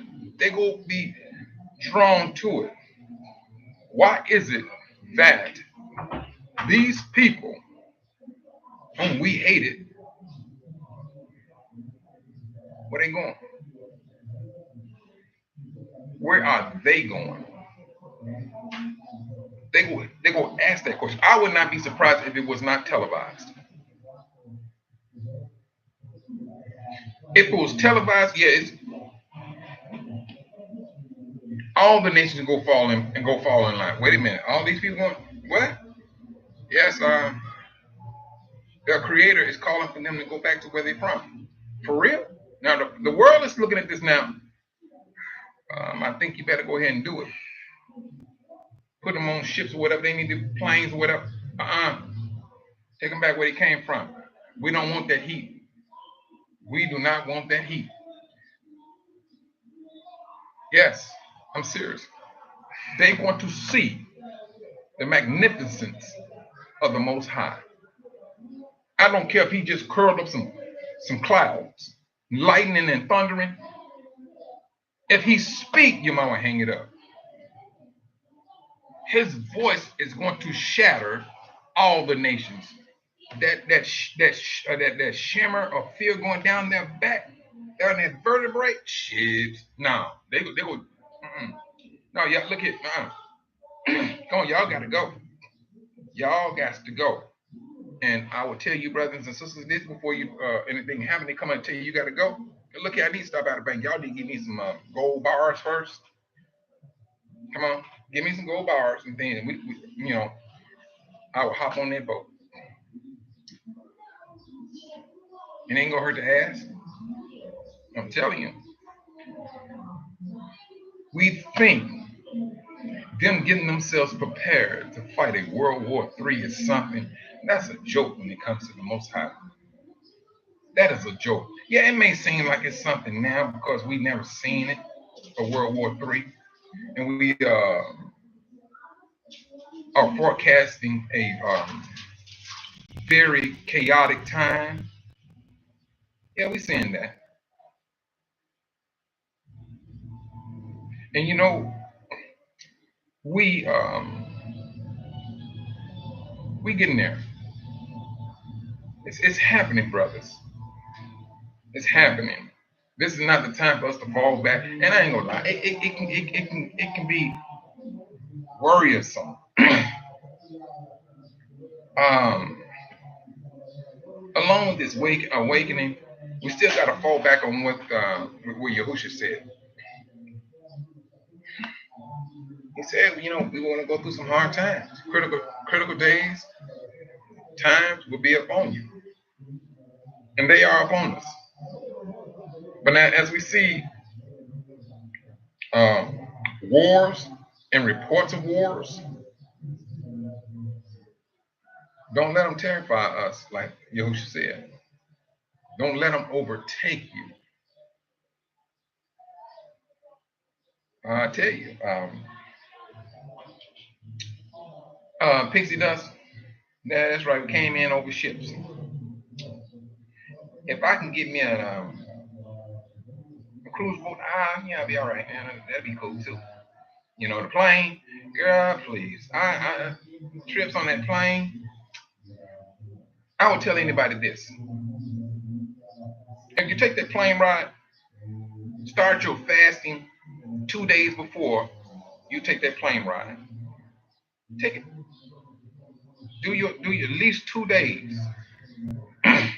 And I think because a lot of people they suffer with uh, blood clots. Because you're sitting from the United States to here, it's 10 hours, period, straight over that Atlantic. Oh yes, I tell you. Or that either that, and this is why I say there are some benefits to hard liquor. Is that it thins your blood on that trip? Yeah, you anything you need, yeah, you need to thin it because, but on that, when I took my trips, people got up, well, I was the first one that did it. Other people they would get up and walk around and stretch their legs. Me, I was doing toe stretches and squats right there on the plane. Go in that little area or whatever, and everybody else started getting up doing the same thing.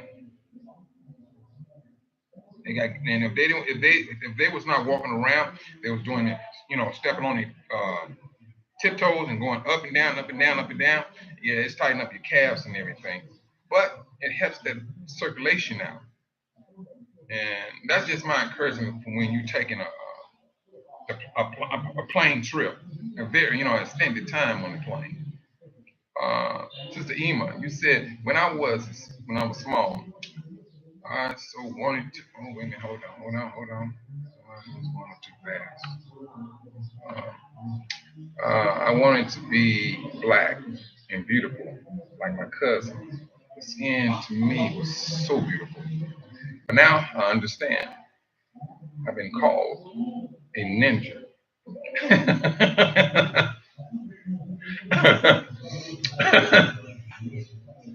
All right, so I got you on that. Hey, you felt inducted when they said that, huh? I understand, sis. And but let me tell you something, sis. Now, this is the thing. They don't care how light skinned you are, and they can look at you and they can say, you got something in you.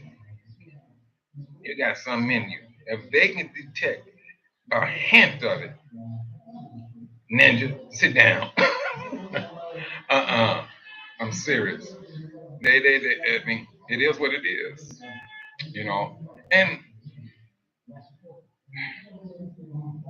but the scripture said that Adam gave birth to all kinds, and so Um, you know, that's the thing. I mean, sister, man, you good, sister Ema now.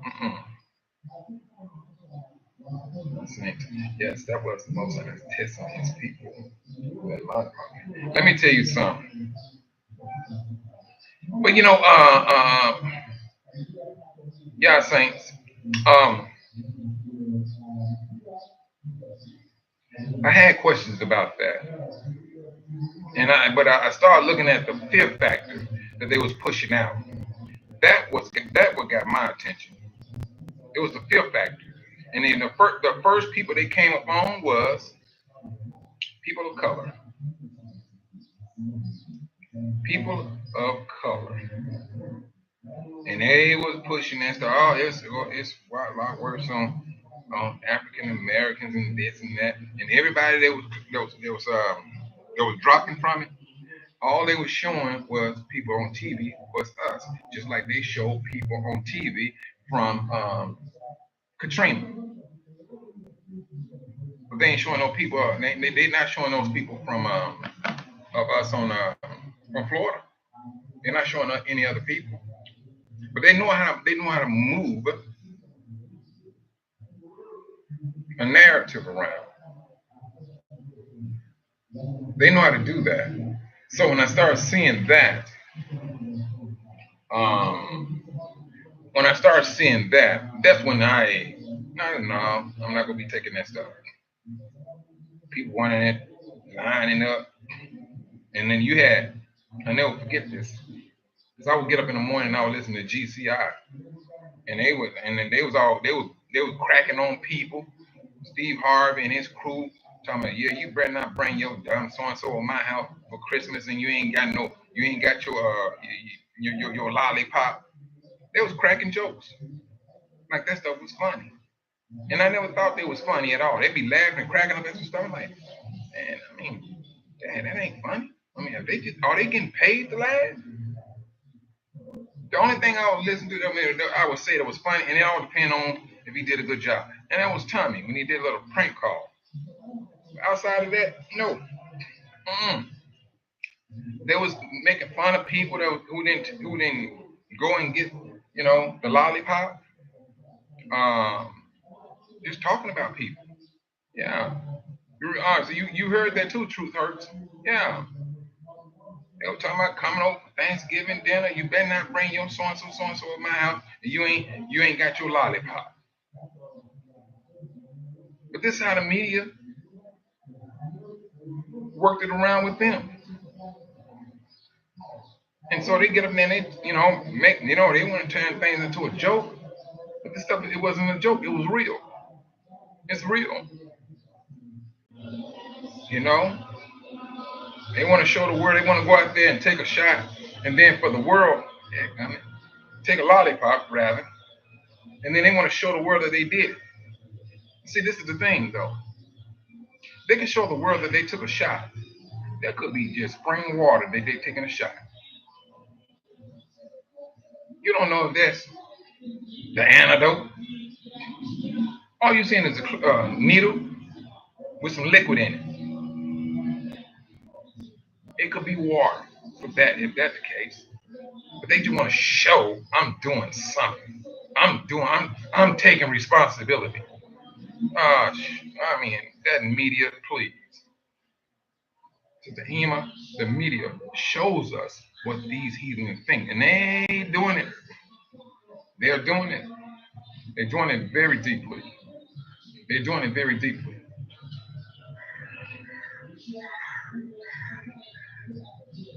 But mm, shit. I'm talking now. Pixie Dust. When I was talking about the water, do you remember when Joe Biden went and took his lollipop on TV? That's what I was talking about, because that thing was clear. I mean, it was water. I ain't gonna say it was water, but it was clear. But anything to maneuver the masses of people, because the masses of people is not gonna think the way I would see things. I was saying, man, that could be water. Yeah, if you will give me some water, go ahead. Or better yet, I drink it just to be safe. But it's what they feed the people. And say they go do the numbers. Majority of the people think you taking this here. They already did the numbers. They believe what they see, and we tell them. And if we keep on feeding this narrative that all these black people are the ones dropping from this here, they gonna believe it. They gonna come running. I had a lot of brothers and then did that, and soon after they took that, he gets sick for 2 weeks. Then his wife got sick, and then he went and took the second hit. I'm like, dang, dude, I mean, what are you trying to do? Yeah, I got a third one in the. I said, like, man, hold on, bro. And then matter of fact, he didn't do the third one. He didn't do the third one. But just so happened, earlier this year, he texted me and said, man, I'm in the hospital, bro. I was like, what you in the hospital for? There you go, Cynthia. Cynthia, that's what it was. He had blood clots in his lungs. He had blood clots in his lungs.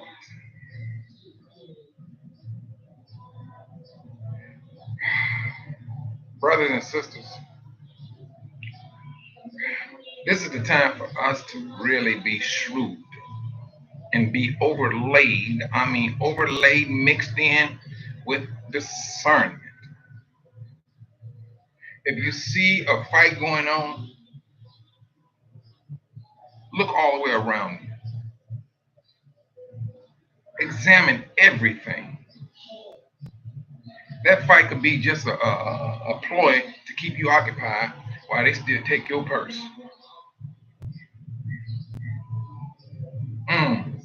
Yeah, I seen. I'm 59, Mike. I've seen a lot.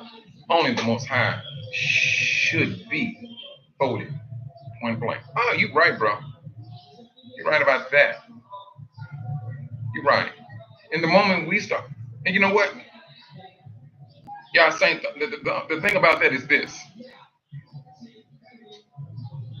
it's going to be Israel first. The world can't call out to him.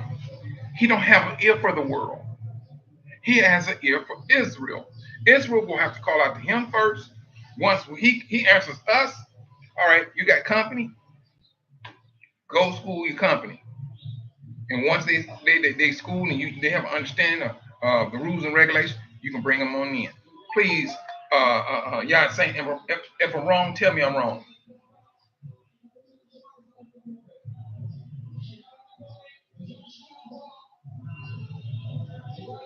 That's the thing. That's the thing. The world cannot yell to the Most High. They can't even whisper to the Most High. They can go down on bended knees. It's us the Most High is looking up to come. Why do you think He put that spirit of jealousy in us? That's that whole purpose of that jealousy being in us. You got a people trying to claim your birthright. Now, this is the thing. We didn't give that birthright away. We didn't. We did not give that away. We didn't. Due to our forefathers' disobedience, and as time went on, our forefathers lost the heritage, and they gave us religion. That's all we ever known. Then the Most High said, "Nope, I'm going to take those people that you left high and dry. I'm going to wake them up. I'm going to wake them up to who they are, and they will come to appreciate me. When they speak, I'm going to hear them because they appreciate me. They didn't know about the relationship that I had with you. They didn't know this. They read about it. That's the only time they know about it. And they see in that book, they see in that book is their book. Now that's their history book. The people that sit in that book is their relatives. That's what they come to understand. They came to appreciate that. They know who I am. They know how I was hurt by you all's actions, which led them into captivity. I did not threaten you at all lightly.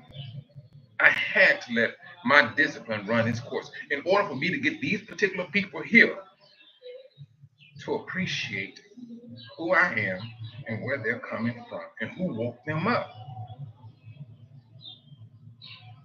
That's what I had to do in order to bring you back to me because I love you so much. But your blatant disrespect, I could not continue to live with that. So now, these people that I woke up, they give me everything. They giving me that love. They giving me that respect that you did not give me when I showed you my powers. I didn't show these. I didn't show these. I didn't show my people nothing. Nothing but only thing I did was I woke them up. And they start peering into the scriptures. They seen I was hurt. They started repenting at the drop of a dime. They started calling upon my name. They started believing my son. They did everything I asked them to do. I asked you all to do. They did it. They took it upon themselves. And they started go back and they started peering into those laws. They got my ear when you didn't have it. That's who the Most High is. That's who he is. That's what he's doing right down to this very day. This is the reason why we have a climatic system of a World War III on hand.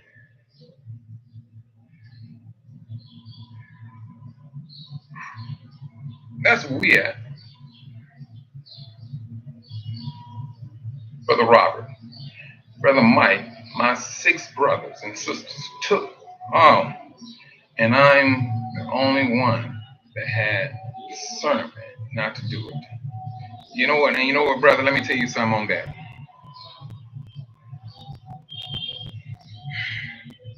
I will tell brothers and sisters right down to this very day. We all know that blood clots became a number one. What? No, hang on. Blood clot was already there. Now, do you brothers and sisters remember when that stuff got started and how Italy got hit? Italy got hit hard. I'm gonna show you something because I'm Sister Cynthia about that heart condition. Italy got hit hard, but there was a doctor in Italy, and he was talking to some people about, hey, we need to do autopsy on this body and find out what it is, why this lollipop is not the lollipop, but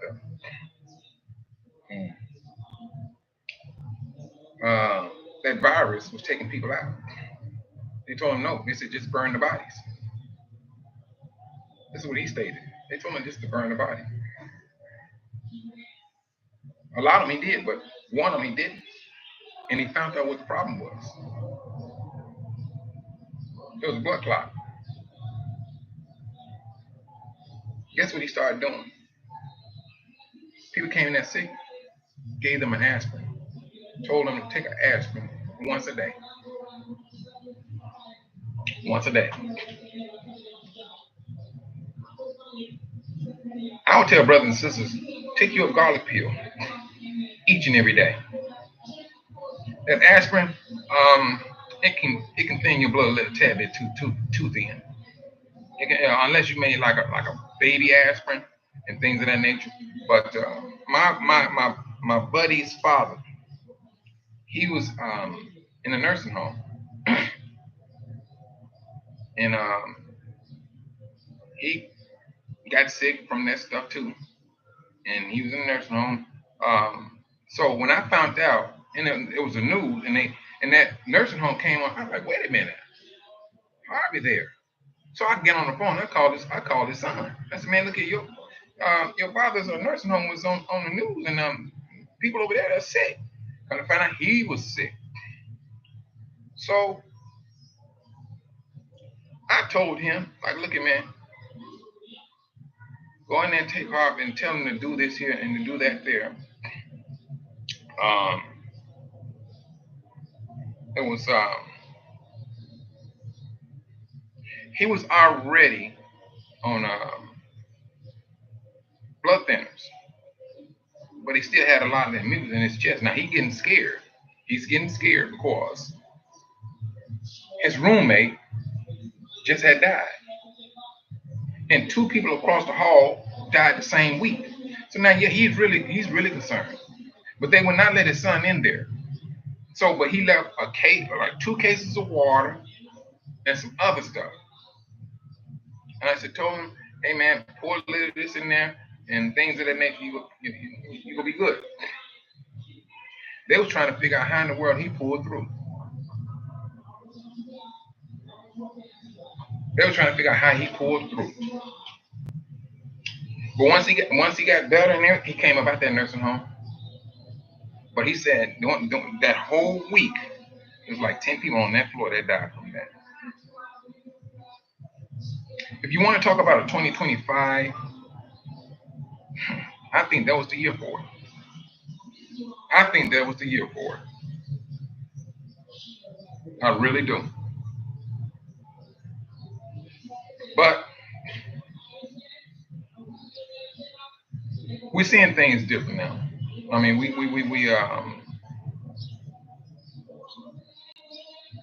there's a focus that we have to maintain.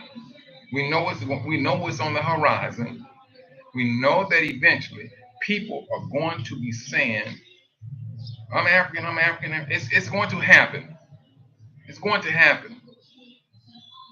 If you want to talk about a family reunion, we gonna be that family. One big whole family. Everybody you will look up will be looking like you. Trying to get up out of countries. Not trying, but making our way up out the country. That's on the horizon. Do you think that we're all having this conversation just to be having a conversation, just to be letting time flow by? No, it's the Most High who's waking you up. It's the Most High who's gotten you to think as to what we talk about. He does nothing unless he has already warned his servants, the prophets, or his people. That's what he does. He'll put it in your system for you to speak on it. It don't take a fad or anything to say, oh, you know what, I want to start this and things of that nature. Now you just ain't gonna start something that's not the Most High. It's not gonna live long. No, it's not. And then at the same time, in closing, brothers and sisters, I will say this. I can't speak on who's a prophet. I can't speak on who's a prophetess.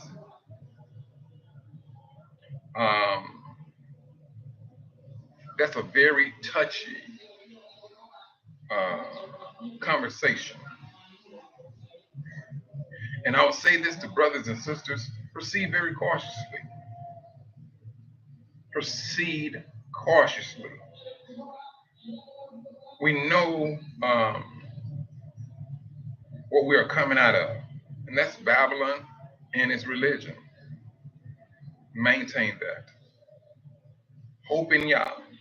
If you have any questions about what a person is saying this and saying that, the Most High said that he's going to judge this nation.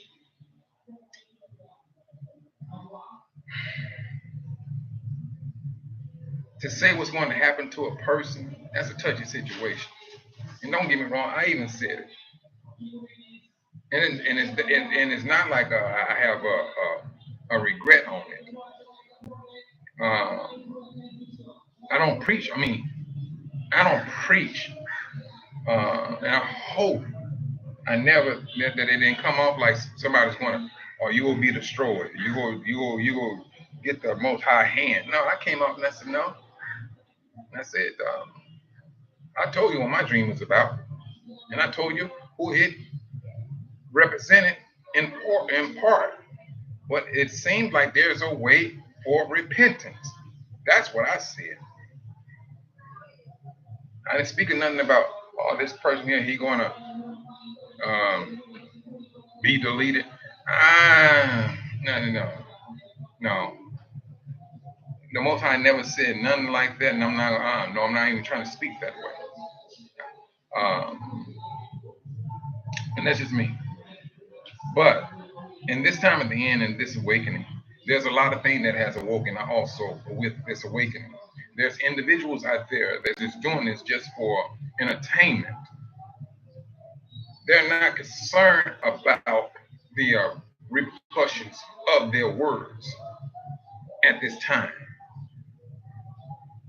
They're not concerned with that now. But we should be always on the watch to what our ears hear and what our eyes see. We're the people that Hashatan is trying his best to mislead. He couldn't get to Yahusha. So who did he come out after? Came after his people, us. That's who he came after. I mean, he's running like a bulldozer. But this bulldozer is running out of gas. And we're rising. We're lifting we're being lifted up. We are literally being lifted up at this particular time. Let's maintain that lifting of the people. That's what we need. That's my encouragement for all the brothers and sisters, is to maintain our faith and our encouragement to our brothers and sisters. Sister Ema, yes, we're going to have to walk through the fire. Oh, girl, don't say nothing about walking through that fire. Prayer and more prayer. Just have to talk with Abba Yahuwah. He hears our cries. Me, I talk and ask for guidance through discernment and discretion and understanding.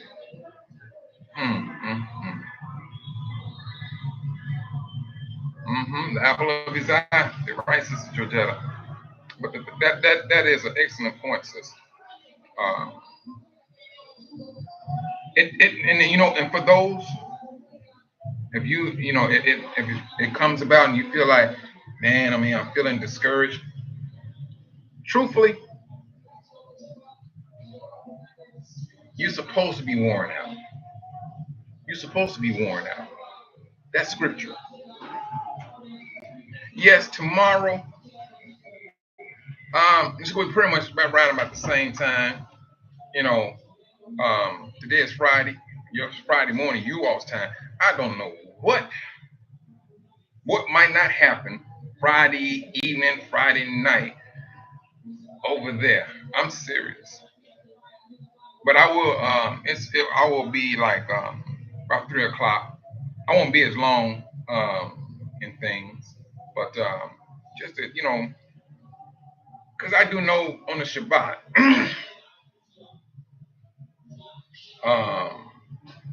brothers and sisters just want to socialize. They want, have someone to talk to. I mean, it can get trial sometimes, and that's with me myself also. When I was in Chicago, me and my son, he said, Dad, because it was new to us. He's like, Dad, what can I get? And I understood what he was doing. What he was saying. I did. Because we was always used to doing something. So I started breaking things down. And my son would find movies that was like biblically based, like Joseph and things of that nature. And so then that's what he would do, watch that, and he'll find something else and watch it and things. And so then he'll listen to the, some scriptures. But that's what it took. And things. Sister Cynthia, Zenobia, I'm sorry. Shalom.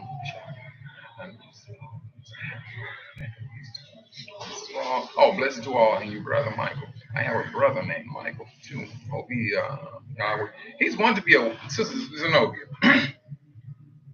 And you brothers, if they are of Israel, they're going to be awakened. If they even share within Israel, they're going to have a measure of awakening. But Israel must be saved first, then the nations. That's scriptural. That's scriptural. Thank you, Sister Yema. That's scriptural. Israel must be saved first. The Most High know what we're coming out of.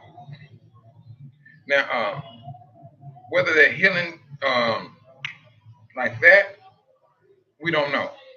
But the Most High did say Israel must be saved first, and we got that's when the healing starts. You know, um, mm, that's, what we have to look forward to. Um, the Most High is our gift. Think about this. He is our gift. And the more we understand that, the better off we're going to be. We still all we truly did.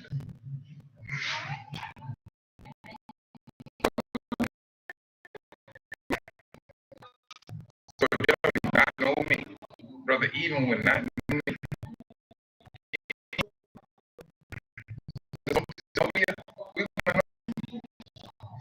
but the Most High loved us so much.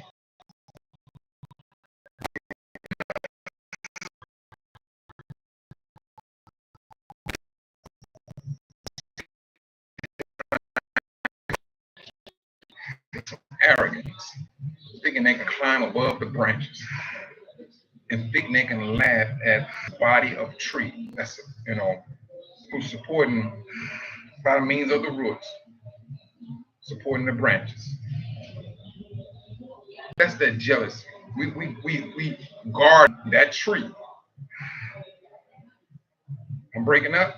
You know what? It's that time, sis. That's what it is. That's the reason why. That's the reason I'm on it 3. Every single time, I seriously believe. The sound. Yeah. Oh wait a minute. That's still on. What's this thing doing? Wait a minute. Oh, you know what? Come on. Okay.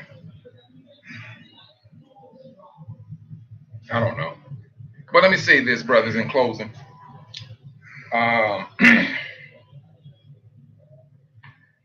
keep the faith. Watch. Pay attention to what's going on, because like I said, we don't know what's going to turn about this Friday evening. Because I know they lit up not Dudon, they lit up that place in Israel with all those bombs and things, and so they're going to be some type of retaliation.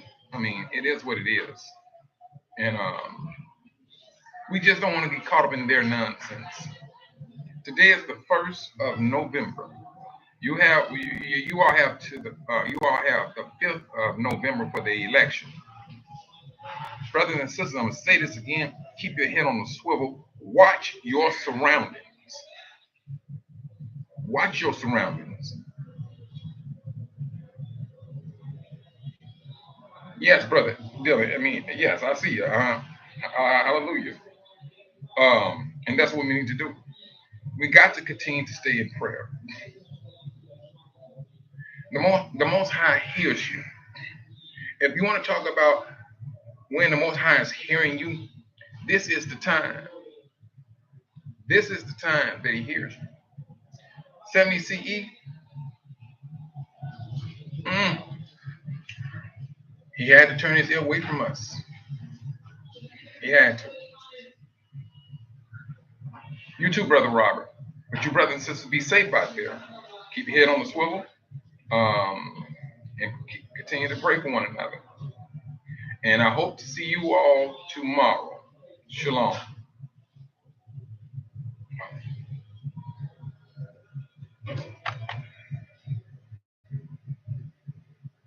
We'll do that too.